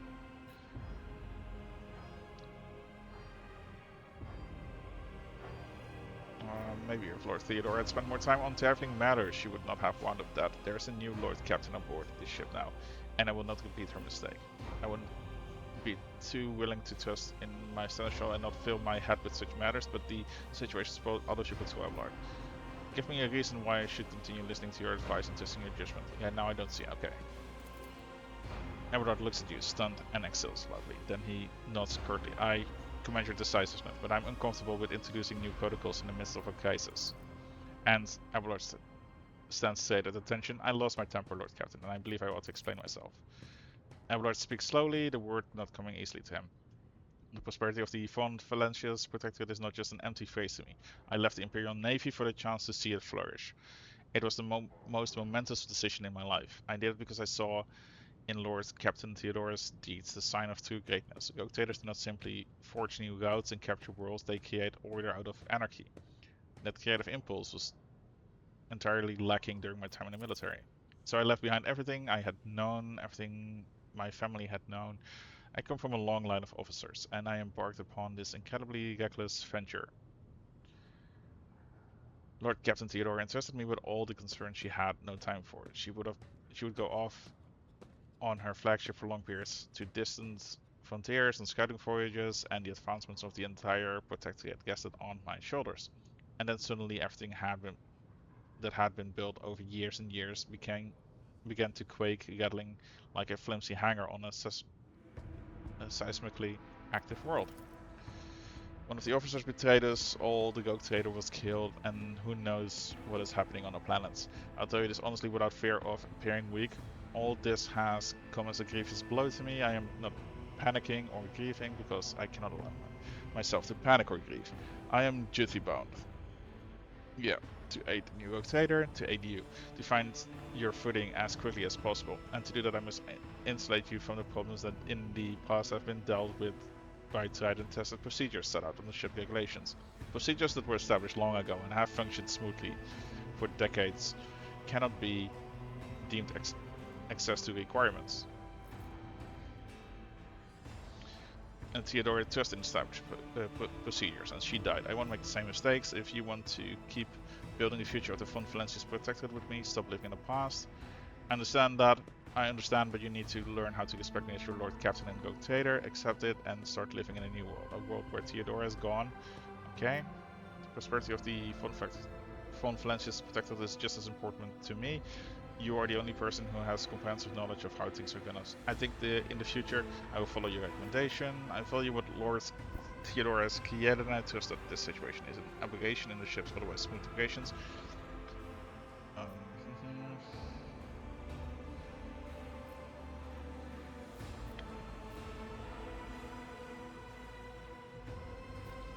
Yes, I'm gonna go with 2. Abelard suddenly inclines his head. Yes, Lord Captain. After a moment of silence, he adds, looking at you with interest, your resolve is admirable and demonstrates strong leadership. I should remember this moment should my old habits ever begin to creep back in. Nice. And now, please let us leave the lower decks. If the Rogue Trader desires to stretch his legs, there are far more suitable places. Yes, let's leave this place. Always keep your eye on the prize. Back to the bridge. But yeah, I had to ban the guy. It's basically just a scam that's going around Twitch with people saying like, oh yeah, I respect what you're doing, I'm a big fan, add these people on Discord, and then they'll try to yeah, scam you basically. Anyway, I've been playing this for 3 hours and 15 minutes, 60 minutes at this point. I am getting a bit tired of this. Because I'm also like voice lining everything, which is a lot more daunting than it seems. So I'm gonna call it a night for Rogue Trader. Might appear on stream with something else in a little bit, but first I'm gonna take a break and yeah, definitely get some coffee. So yeah, thank you for watching my Rogue Trader stream. I